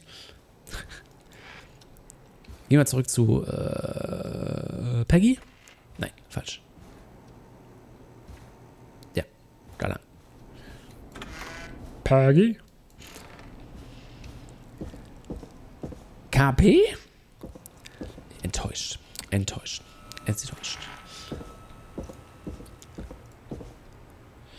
Chalupa Cabras, A Taste of Mexico. Chalupas. Oh, das ist so eine Eigenkreation. Gracias, see you again soon. Naja, Chalupas. Ich leg das mal dahin. Hallo, guten Tag. Ich bin der Radiomann. Ich gehe ans Radio dran. Wie wär's mit ein bisschen David Scopo? It's David Scopo with Moonlight. It's getting pretty late. This might be your last break for the night, so... Chalupa Hawaii? Nein, bitte nicht. Give me a buzz when you want to go back on air. Chalupa, Spanish Pronunciation ist sehr gut. Ja, das ist sehr schön. Ich habe hier direkt meine Investigatoros. Ja, klar, es ist Mexican Food. Es ist ja auf einem Zettel von einem Mexikaner. Spanish Pronunciation, Chalupa is one of several specialty dishes of South Central Mexico, including the states of Hidalgo, Puebla, Guerrero and Oaxaca. Es tut mir leid, völlig falsch. Ich muss mal kurz... Chalupa Hawaii, ja, da haben sich wieder die Hawaii-Leute. Ihr könnt euch gerne noch kurz mal 5 Minuten über Pizza Hawaii unterhalten. Ich muss mir mal kurz die Nase putzen. Aber während ich mir die Nase putze, also wir spielen gleich weiter, keine Angst. Ich putze mir die Nase kurz und hole mir noch einen Kaffee. Aber in der Zwischenzeit, Dua Lupa, baller ich nochmal den Song raus. Und wie ein Radiomoderator quasi. Bis gleich.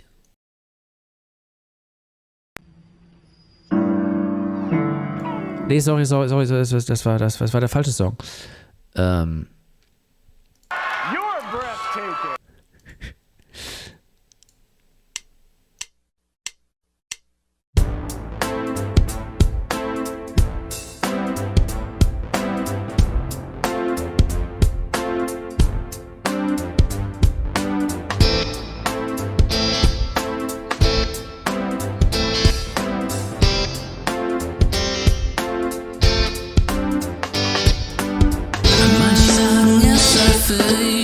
Doch ich weiß, mein lieber Charlie, denn ist nur der Cake neben dem Gin Tolly.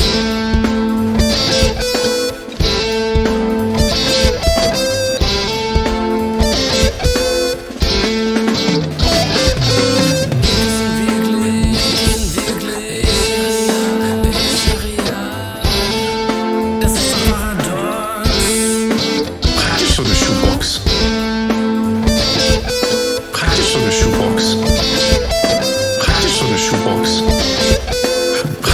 Schuhbox. Sein Style ist cozy und gemütlich, niemals hysterisch, niemals gefährlich. Wo andere schreien, zieht Lärm, alles geil. Lächeln, Fächisch und mein. Dein nächstes ein nice Detail. Dein nächstes ein nice Detail. Dein nächstes ein nice Detail. Dein nächstes ein nice Detail. Ist immer down, hat immer Stress. Sagen Holly und sein Let's Play fresh für Leuchtung in der Birne und Ellipsen im Neutronengeflecht. Und bei Kopfweh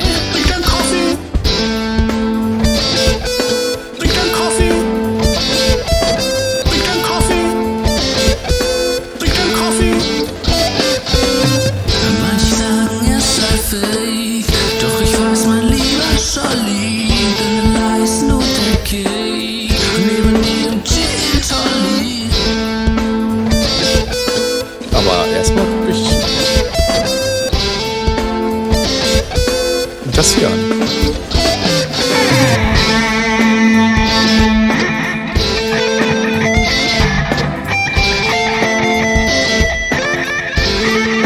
Das ist aber... Wow. Krass. Wow. Krass. Wow. Krass. Wow. Das ist aber so. Wow. Krass. So, Pelle out. Wow. Das ist aber krass. Naja. Wow. Pelle out. Krass. Ich war richtig fleißig. Wow.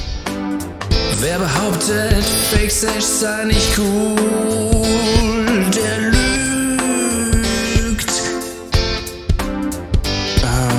Ich sehe, wie sich eins zum anderen fügt.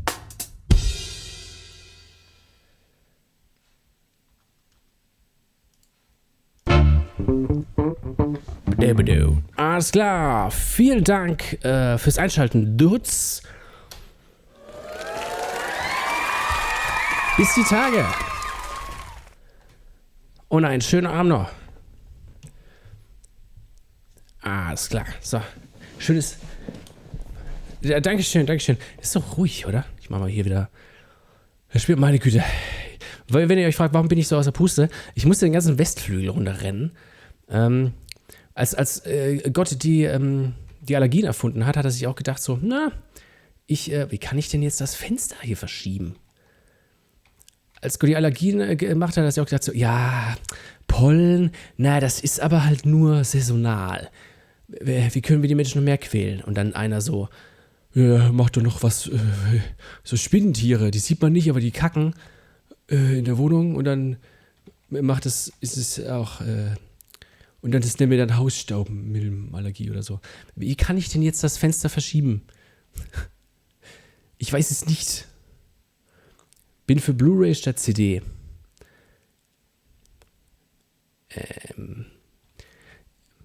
Ich bin auch für den blauen Laserstrahl.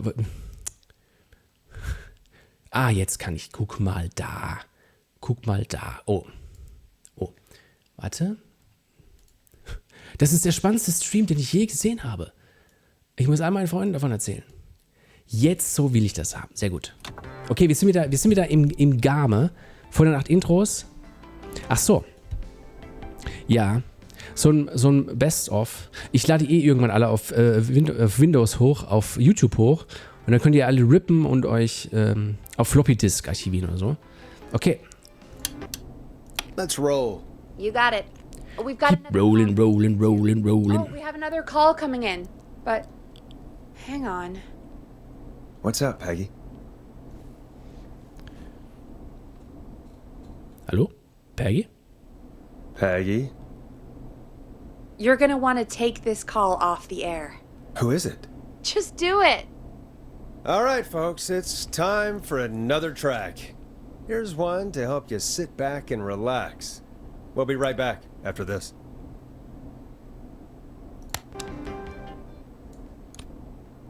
Nein, nicht dieses Lied vorstellen.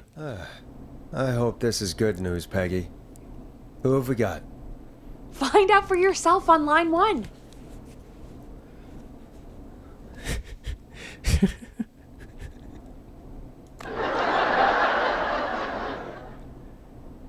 Call waiting.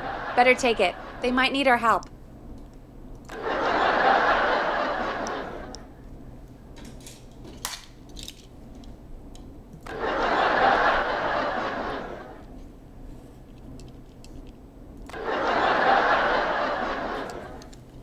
Kleiner Spaß am Rande. Wir nehmen natürlich den Anruf entgegen. Caller on line 1. Hello? Forrest, I'm glad I got back through to you. Sounds like it's been a busy night, huh? Surprise! It's Leslie, our 911 operator, leading the charge from Henderson to come save us. It's so good to hear from you. Are you okay? I am. I'm driving back with an officer from Henderson now. We got back into radio range a little while ago. We've been listening in, but haven't been able to get through until now.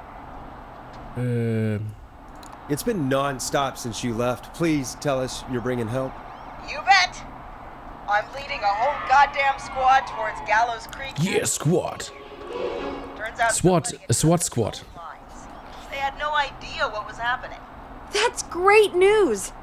That's crazy about the phone lines, though. Do you think the whistling man cut them? I'm guessing so. I don't know how the whistling man did it. But that doesn't matter right now. Listen, we're coming in hot, but we need your help. I know Gallows Creek isn't a big town, but if we don't know where the whistling man is, we can't get him. Her. That's where you come in. Es bleibt doch einfach bei The Whistler. The Whistlers? Haben wir schon genug gehört? Wie können wir helfen? You can count on us. What do you need? It might be a long shot, but here goes. The whistling man already called up a few times. I bet she calls again. We're still a little ways out of town, so if she calls, stall her. Buy as much time as you can for us to get in. And while you're talking to her, try to figure out where she is. We'll be listening in, so once her By asking, where are you? straight there and end this nightmare.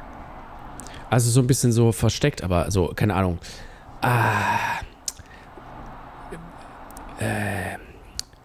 Bist du in der Nähe vom Trailerpark? Keine Ahnung, wir müssen improvisieren. Ich werde mein Bestes geben. Mein Bestes war halt... Heck, I can see the headlines now. Forrest Nash's interview of a lifetime. Anyway, I'll radio the other cars and tell them the plan is a go. Hopefully the next time I see you, it'll be with our killer behind bars. Take care now. We'll see you soon, Leslie. Ich muss die Blu-ray verteilen, wenn... God, it sounds like this is almost Hast du einen Blu-ray-Brenner? Wäre mal die erste Frage. Hat Ludel einen Blu-ray-Brenner? Genau, ich verteile die dann. So schön auf der Straße. Wie in US. Klar! Ludel ist gut ausgerüstet mit einem Blu-ray-Brenner. Habe ich, glaube ich, nicht. Nero Burning ROM. Ist das... Ich glaube... Also, das ist ja so ein Brennerprogramm. Nero, ich weiß nicht, ob es das noch gibt, wahrscheinlich schon, aber früher hat man das häufiger benutzt, glaube ich, als heute. CDs brennen. Und ich weiß noch, die Podcast-UFO-Folge, in der... Ich weiß nicht, ob es Florentin war oder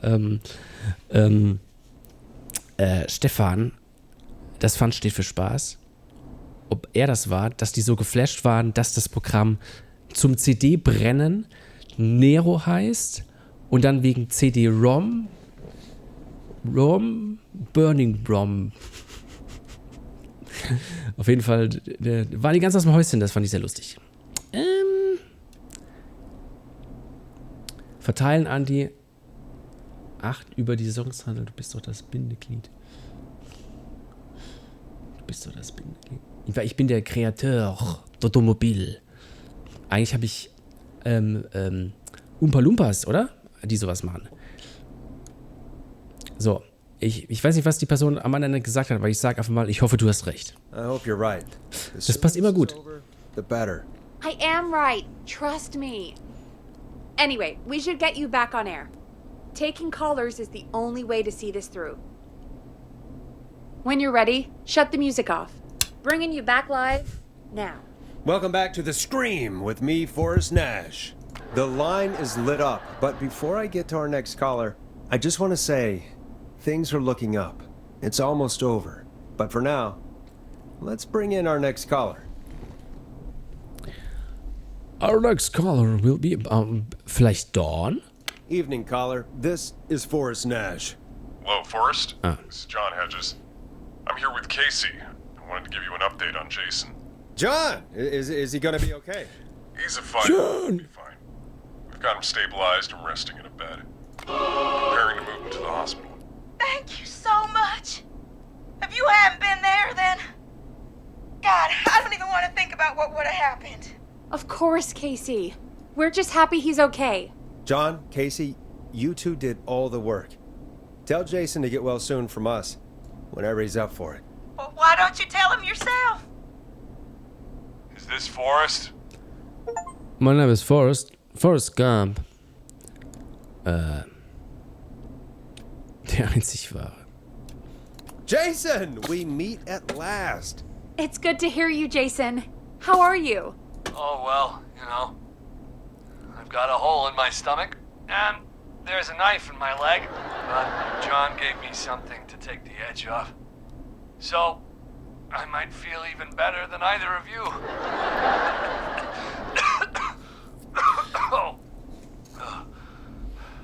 Take it easy until you get to St. Gabriel's. I will. But, before that, I needed to call you. I'm guessing the Whistling Man is still out there? Yes, the Whistling Man's still out there. Why do you ask? You know something about the Whistling Man, don't you? Yeah, I do. Can we talk about what happened earlier? Go for it. Casey said when you were attacked, your assailant said something like, "It's not so Assailant? funny now." Do you know what they meant? I do. And I've heard that voice every day in my head for almost 20 years. Every day. Does the killer live in Gallows Creek? No, not exactly. Hey, guys, I'm really sorry, but there's a call on the other line. Hey. I just need to make sure we don't have another situation brewing. You fill Jason in on what happened. I'll be right back. Forrest, Oh, good. have you ever heard of somebody called George Barrow? The boy who drowned? Sounds like everything's finally coming out now. It's been tough to hold it all in. Sounds like you've been holding back about something awful, Jason.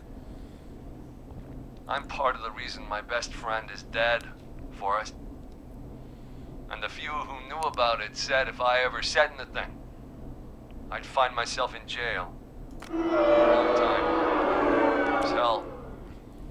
And then the town just moved on. Like he'd never existed.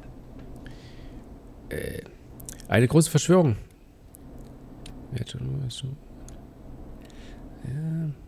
What happened that night?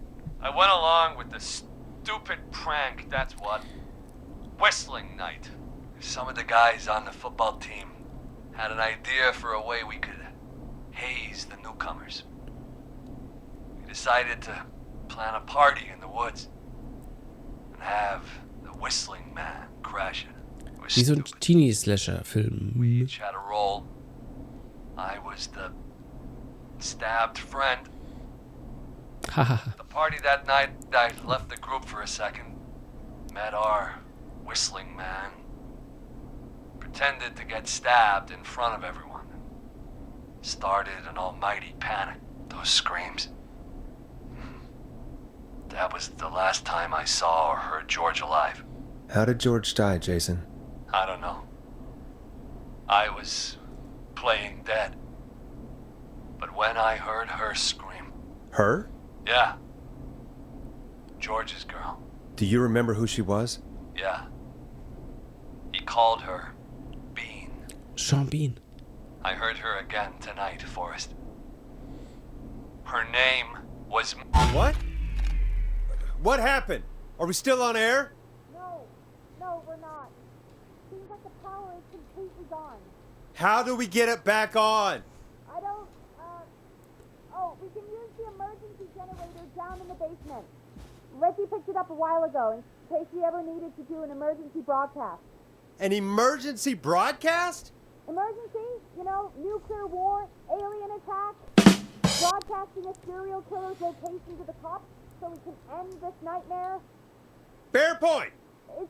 Fair point! Far back corner, up on the wall. Ja. I spotted it earlier when you were digging around for all those tapes. It'll have a big red button. Just press that. Big red button. I'll see you when you're back. When we were digging around. I'm digging around. Nee. Ja gut, aber irgendjemand hat ja den Strom ausgemacht. Und dieser jemand wird ja wohl hier in der Nähe sein, oder? There's a killer on the loose. Leute, jetzt wird's creepy. Finally, haha. Hallo. Warte mal, wo muss ich hin? Hier. Hier war es meistens richtig. Tatsache, wir sind nicht auf Sendung. Das ist der Beweis.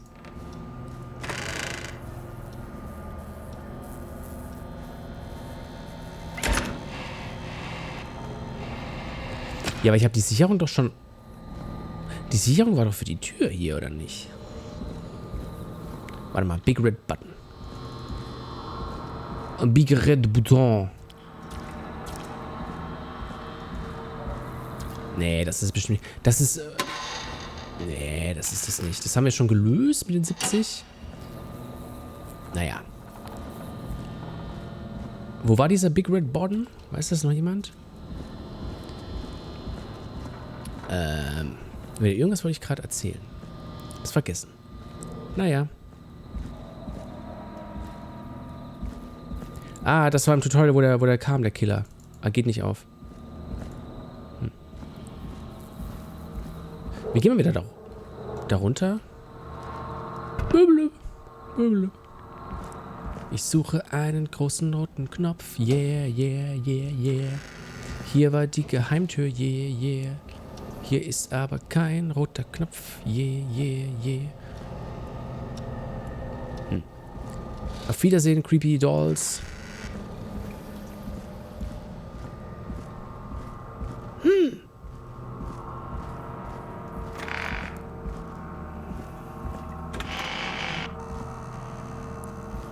Wo ist der große rote Knopf? Knopf. Hast du einen roten Knopf gesehen? Hier ist kein roter Knopf. War der hier drin? Far back. Danke, Spiel. Station so big. Nee, passt nicht. That's what she said. Mal. War das vorher schon so? Vorhin hat aber das Licht geflackert. Ja gut, flackert nicht mehr, weil der Strom aus ist. Aber was ist das? Ist das der Notstrom? Dann haben wir doch Notstrom. Ich habe Angst, dass der Killer hier irgendwo in einer Ecke steht. Hallo? Ich sehe vor allen Dingen nicht, wo ich hinlaufe. Ah, hier. Jetzt hier lang? Nein. Hier lang? Nein. Warte mal, wir sind aber von hier lang. Und dann sind wir so? Ja. Das da? Nein.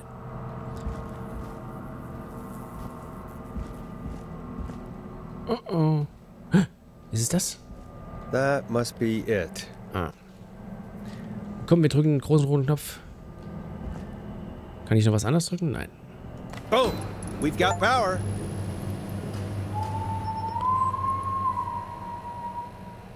The whistling man. I need to warn Peggy. Ja, vor allen Dingen ist er vielleicht sogar hier schon. Hallo? Whistling Man? Ich brauche etwas zum Verteidigen. Ja, ein Gebüsch.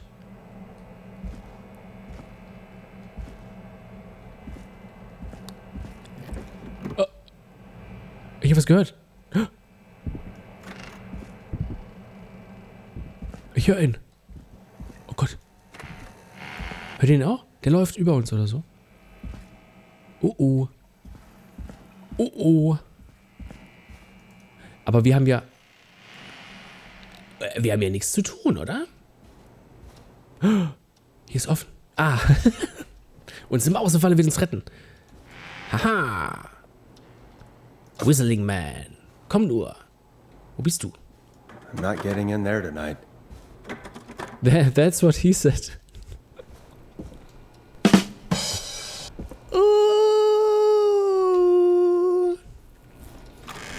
What the hell?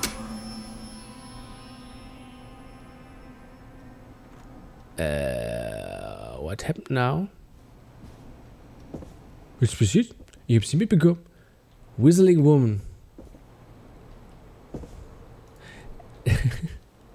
That's what he said war... Oh, cool, kann ich das drauflegen? Yeah, Physics Rule, man. Ha, Physics Rule. Weil das ist ein... Das ist ein Ruler. Ne? Haha.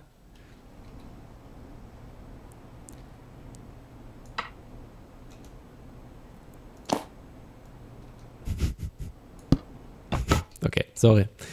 Entschuldigung.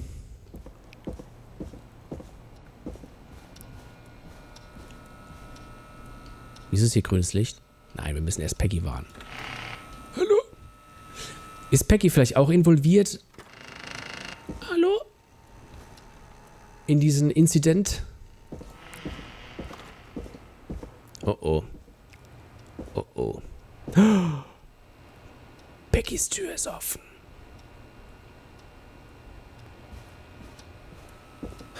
Oh no. Oder, nee, sie kann es ja nicht gewesen sein, sie wäre die ganze Zeit da. Haha. Theorie verworfen. Oh oh. Oh oh. Peggy?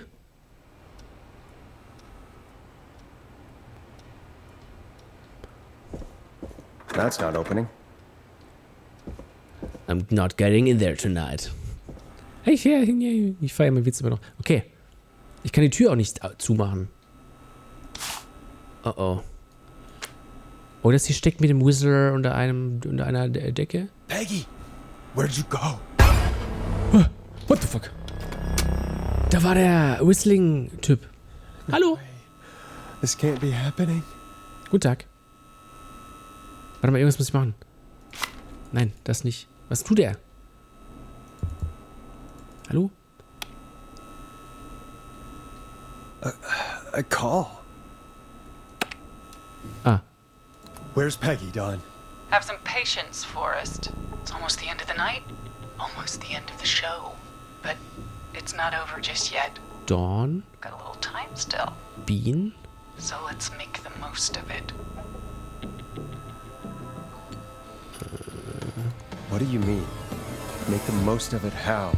Well, I thought we'd end tonight's Whistling Man special with a special guest. The one who started it all. Let me take that out of your mouth and... Hä? You crazy bitch! Let me go! Welcome to the air, Mr. Teddy Gallows Jr. Wait. Ach, das ist sie gar nicht. All gonna come out tonight, Teddy. Your Darf dad ich said nicht. his money saved you 20 years ago. But even he crawled out of his coffin with all the money in the world. Wait, where the hell is Teddy? How are you talking to him if you're here with me? Because I'm not there with you, Forrest. I'm here with Teddy. And if he says where that is, well, he knows he'll get it. Wait, then who am I looking at? Forrest Nash, let me introduce you and all of Gallows Creek to my boy, Henry Barrow. Your son? You mean you... Wait, that he... Yes, Forrest. He and I had a son. So there were two whistling men tonight. Of course! That explains how you were always able to get around town so quickly. Hang on. Did you say Barrow? Then are you? Let me just get this mask off. Damn uncomfortable thing. Doppelpfeife. Crazy wearing this. There we go. Marie Campbell? George's old girl. Oh, well, it sure has been years since I last saw. Oh, God damn it. Warte. Happy Birthday Pack? Now you're great and 8. Love M. Hat die am Telefon vorhin nicht gesagt, her name was M. Blip? Oder? Naja. Klappe, Teddy. Also doch nicht da. Marie Campbell. Mary. So, Mary? Don, huh? Aber Camp. No, not Don.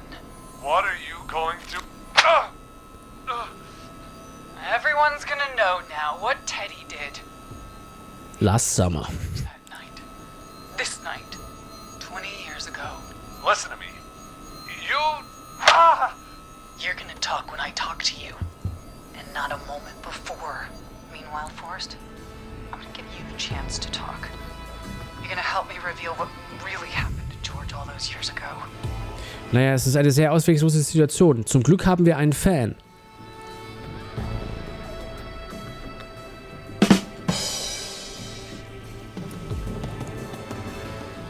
Why should I help you?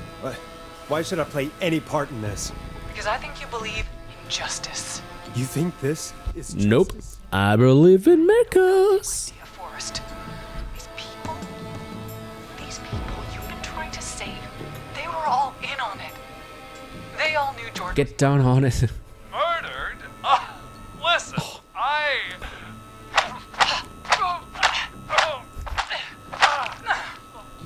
I said you speak when you're spoken to. Now, I know you've done some good work tonight in piecing together what happened to George 20 years ago, and that's why I want you to interview us. Das kriege ich hin. Interview you. Das ist mein Job. I can do that. Thank you. I want you to Und wenn ich es freiwillig mache, ist es keine Erpressung mehr, oder? Forrest, do a good job. And hell, you might be the only one to leave here alive. Sounds good to me. I need to drag this out. If I can buy Leslie time to get back to Gallows Creek, and if I can find out where Marie is, then this can end. Teddy, we'll start with you. Just, talk me through what happened that night. How did it start? how would I know? It was 20 years ago. Schlag ihn, Mary. Raymond K. Hassel. Möchtest du sterben, Raymond? Do you want to die, Teddy? Because if you don't... What the hell? God damn it. Ich behalte deine Brieftasche. Ich weiß, wo du wohnst. Wenn du nicht... Okay, ich höre zu. And when I saw the date it was scheduled for, I had an idea for a way we could prank the new guys.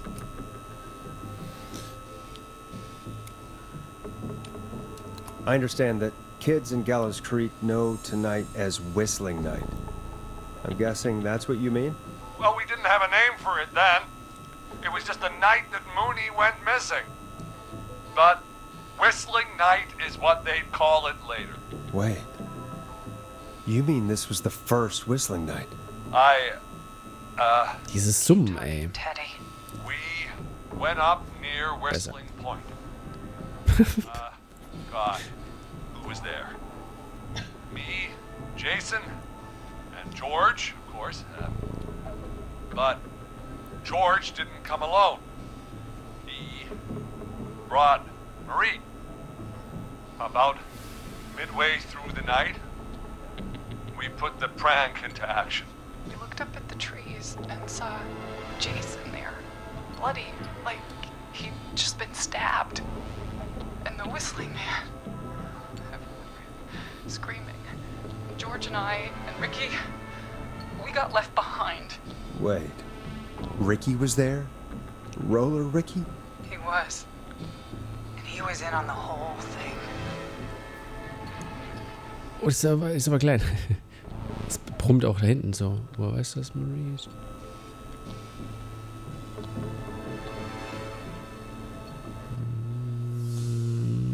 How did you know that Ricky was in on it?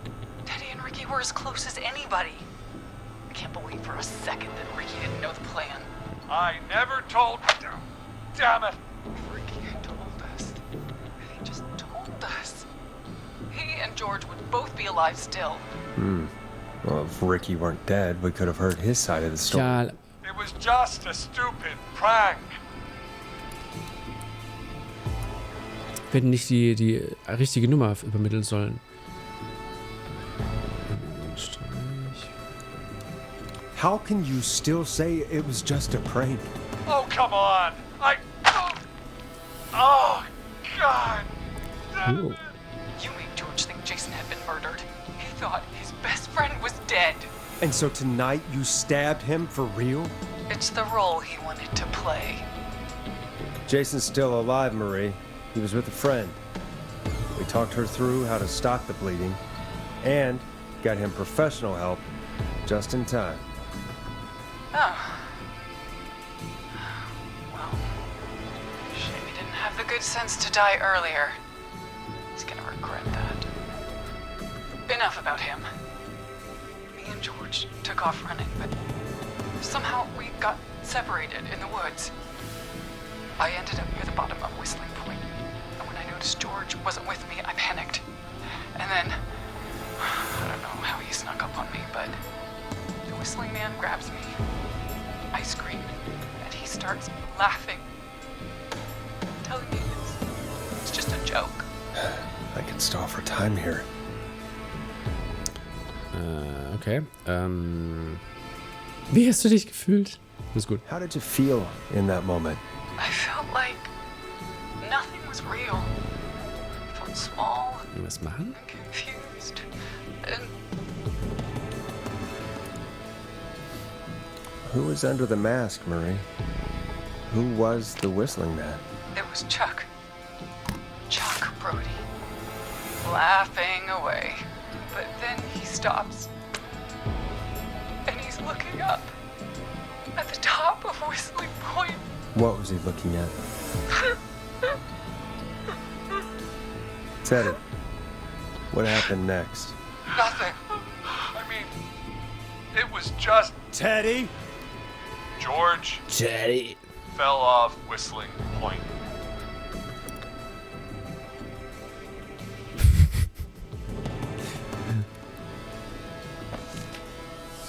Oh no! Es ist in den Boden versunken.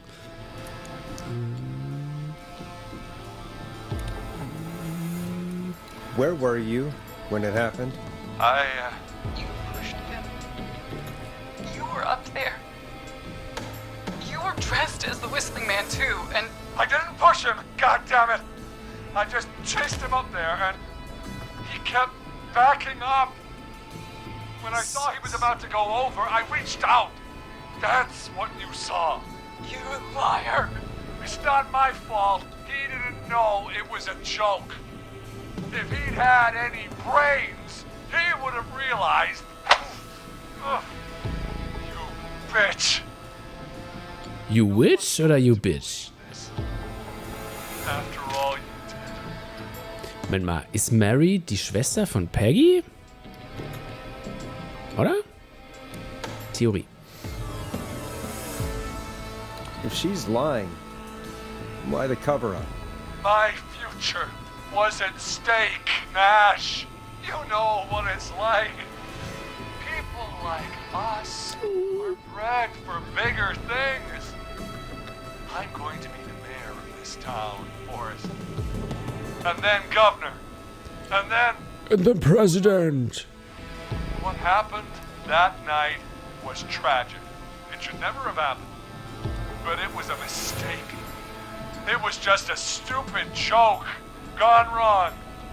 So my father sent Clive out to clean it up. Why should a blip ruin my future? George was a blip?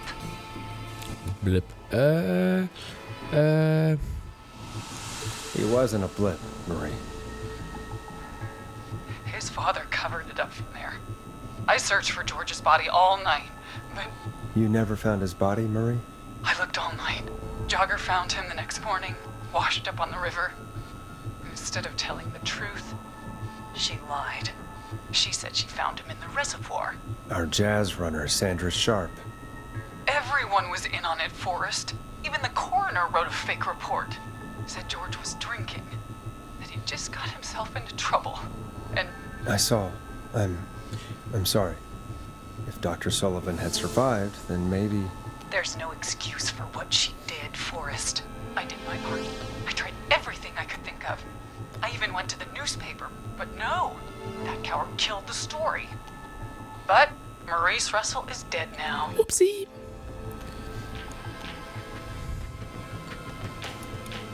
When will the killing end, Marie? End? When does it end? You can't kill the world. This has to stop sometime. It has to. Never should have started. He shouldn't have pushed my George off the cliff. He should have been punished. He's coming to a stop. At least for now. Here, where George and I first met, before he joined the football team. It was right after he shot the winning throw. Wait a sec. Wo hält Mary Teddy gefangen? Ah! Hilfe! Die Turnhalle, der Football zum Beispiel. Weiß ich nicht, die... Ah, du irritierst mich. Weiß ich nicht, die Turnhalle? Gallows Creek High. In the gymnasium. That's right, Forrest. Not that it matters, but yes, we're here. Guten Tag. Anyway, I think that about wraps up the interview with Teddy. So... Marie? Where? Oh my god. Peggy! Teddy? You gotta help me. Quiet. You'll talk more later. Now I have to talk to someone who mattered more than you ever did. Peggy. It's been so long. Bestimmt Geschwister, die beiden. I worried. Ich sag's euch. Marie! Oh my god. I thought you... And here I was, thinking you'd forgot me. I'd never forget my own sister. Ja, Sister? ich hab's halt hier gelesen. What's happening? Why are you even there? Naja. Explain. Danke. Earlier, while you were speaking to Jason, I got a call. Do you remember? Well, it was from Dawn. She said that my sister Marie was there that night George died, and that I should come to the gym for a reunion. And when you walked in, you found out. That my sister is the Whistling Man. Ah, ich dachte, sie sagt The Whistler, dann hat sie es gereimt. Why didn't you tell me any of this? She said My sister is the Whistler. my sister. I knew if I told you, you'd try to stop me or come with me when we need you on the radio. And I just... I'm sorry. This has to be a lot for you. I just... What happened to you, Marie? You just disappeared one day. Disappeared? Ja. I was thrown out, Peggy. I begged Mom and Dad to do something about what happened that night, but did they care? No. They told me to stay quiet.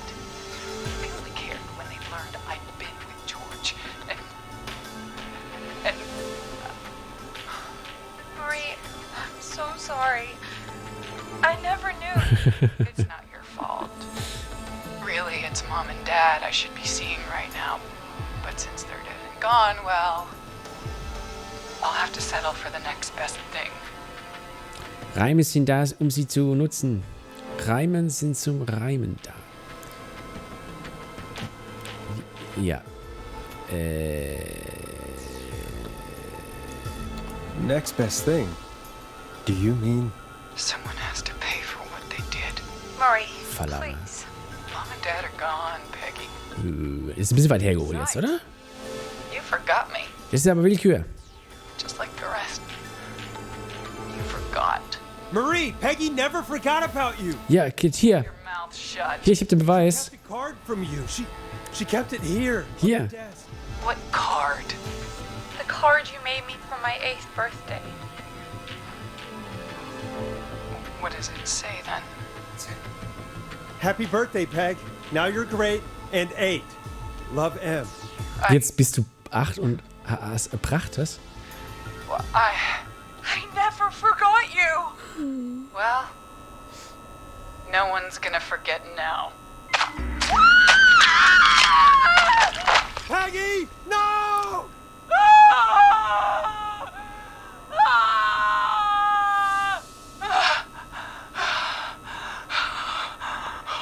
Now you're great and 8. Now you're dead and... Henry, kill him. What? Ich habe ein Schutzschild. Okay, warte. Gehst du auf Zeit? Was muss ich tun? Ich stelle was vor die Tür. Warte. Oh. You don't have to do this. There's still time Hier. to make the right decision. Henderson police! Freeze! No! Henry! Get out of there! We have one wounded, one dead. We're in pursuit of the suspect. Ich kann nicht nach vorne laufen. Police! Freeze! Hallo? Wer spricht da aus dem Fenster? Hä? Leslie, how's Peggy? She... Oh my god. I'm good. Where's Marie? My goosebumps. Bolted right as we got here. police are right on her heels. Won't be long now. Ich mach mal zu. It's over, Forrest. Und geht nicht. Hui. Das ging jedoch länger, als ich dachte. Wir haben den Pfeifer überlebt. Der Mann, der Mythos, der Schrei. Das Ende. Erreicht in der Pfeifer. Oh, ist das laut. Wie, man kann auch sterben? Ach, guck mal, hier haben wir uns das zusammen. Leute. Excuse-moi. Och, geht. Das sind wir.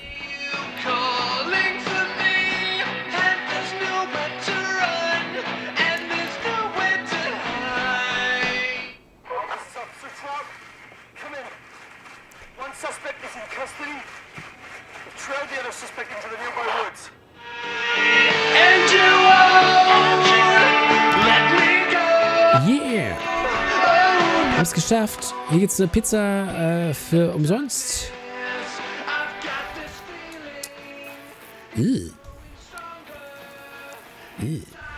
Was ist dies?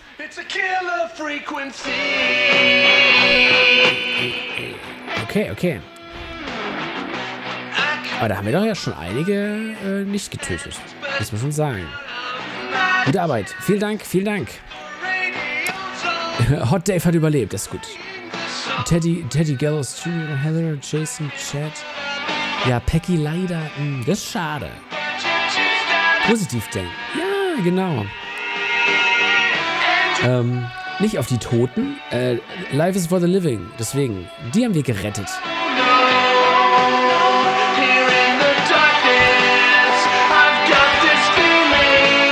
Kann man hier noch was tun? Oh. Die untere geht nicht auf.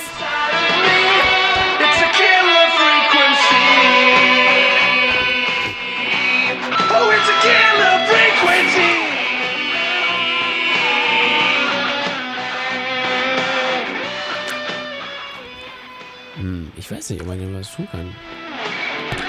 Oh, komm, wir bauen einen großen Turm. Aber es könnte ja sein, dass noch was kommt. Deswegen möchte ich hier noch nicht... Oh. Werde künftig bei Notfällen nur noch beim Radio anrufen. Sehr gut. Das habe ich auch mitgenommen. Das ist für mich so ein bisschen die Quintessenz, die Lehre der Geschichte. Call 911. Öffne die Tür um den Epilog. Und die Mietwägen. Den Epilog. Das Spiel verspricht mir uns einen Epilog. Ich war in meiner Band. Wer hat uns fast Epilog genannt? Fun Fact. Nebenbei. Aber es wurde dann nicht Epilog. Die Hälfte hat es geschafft und Living is Free.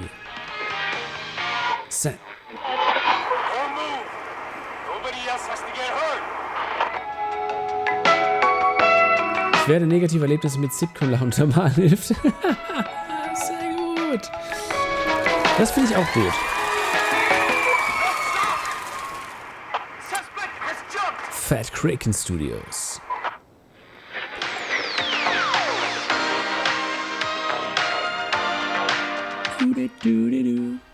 Officer Lugo, do you have a visual? Negative. Lugo. No sign of the suspect anywhere. Ich möchte einen Epilog. Ja, ich kann ja schon mal. Wir werden immer unterbrochen. Soundboard-App direkt auf Handy laden. Ja. Schön mit so Lachern und so wow.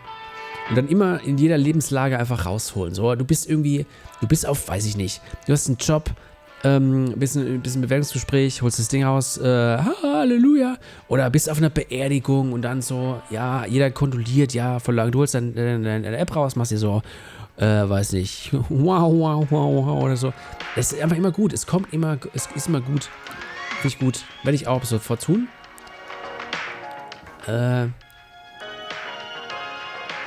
Im Bewerbungsgespräch nicht das Ding rausholen. Ach so. Ja, kommt drauf an. Hey! This is Fratman Bunker. We got a slow roasted pizza and a note to call this number. I just want to say, dude, thank you. That's what she said. That's what she said. The best thing I have ever put in my mouth. That's what she said. Single tear rolled down the cheek of my good friend Norman the Barbarian. It's a little too late for this.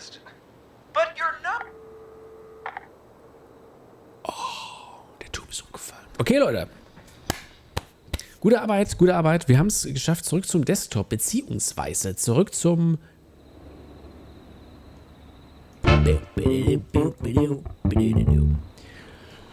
Puh, das war ein langer Abend. Ich hätte nicht gedacht, ich dachte, wir sind schon beim Ende, aber nein. Das war wenigstens, gut, dann haben wir 2 vollgepackte Streams mit 9 Frequency verbracht. Mit Seed. Wieder war wieder so groß. Mal ein bisschen zurück hier. So, ich will aber gar nicht so lange abmoderieren, sondern sagen, vielen Dank fürs Einschalten. Koa 2000, die ist wahrscheinlich schon schlafen gegangen, trotzdem vielen Dank. Vielen Dank an die Verschollene, vielen Dank an Ninja Pinschi, vielen Dank an die Hutz und an die 2 noch wach gebliebenen Nachteulen da draußen. Ludel und Fakestash, vielen Dank. Danke für den Stream, ich habe zu danken. Also, ich nehme den Dank aber trotzdem gerne. Ich gehe jetzt wieder offline, ziehe den Stecker runter von der Datenautobahn, wünsche euch eine gute Nacht und bis nächste Woche, wenn es wieder heißt Spooky Sunday.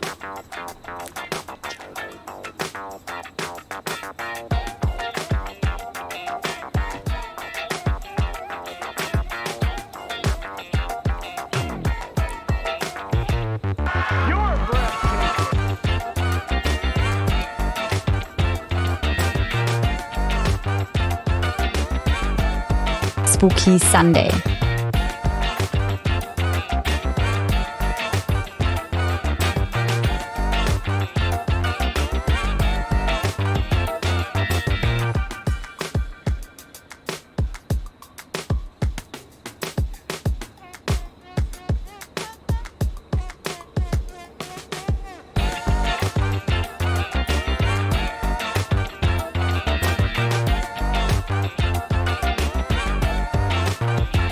Spooky Sunday.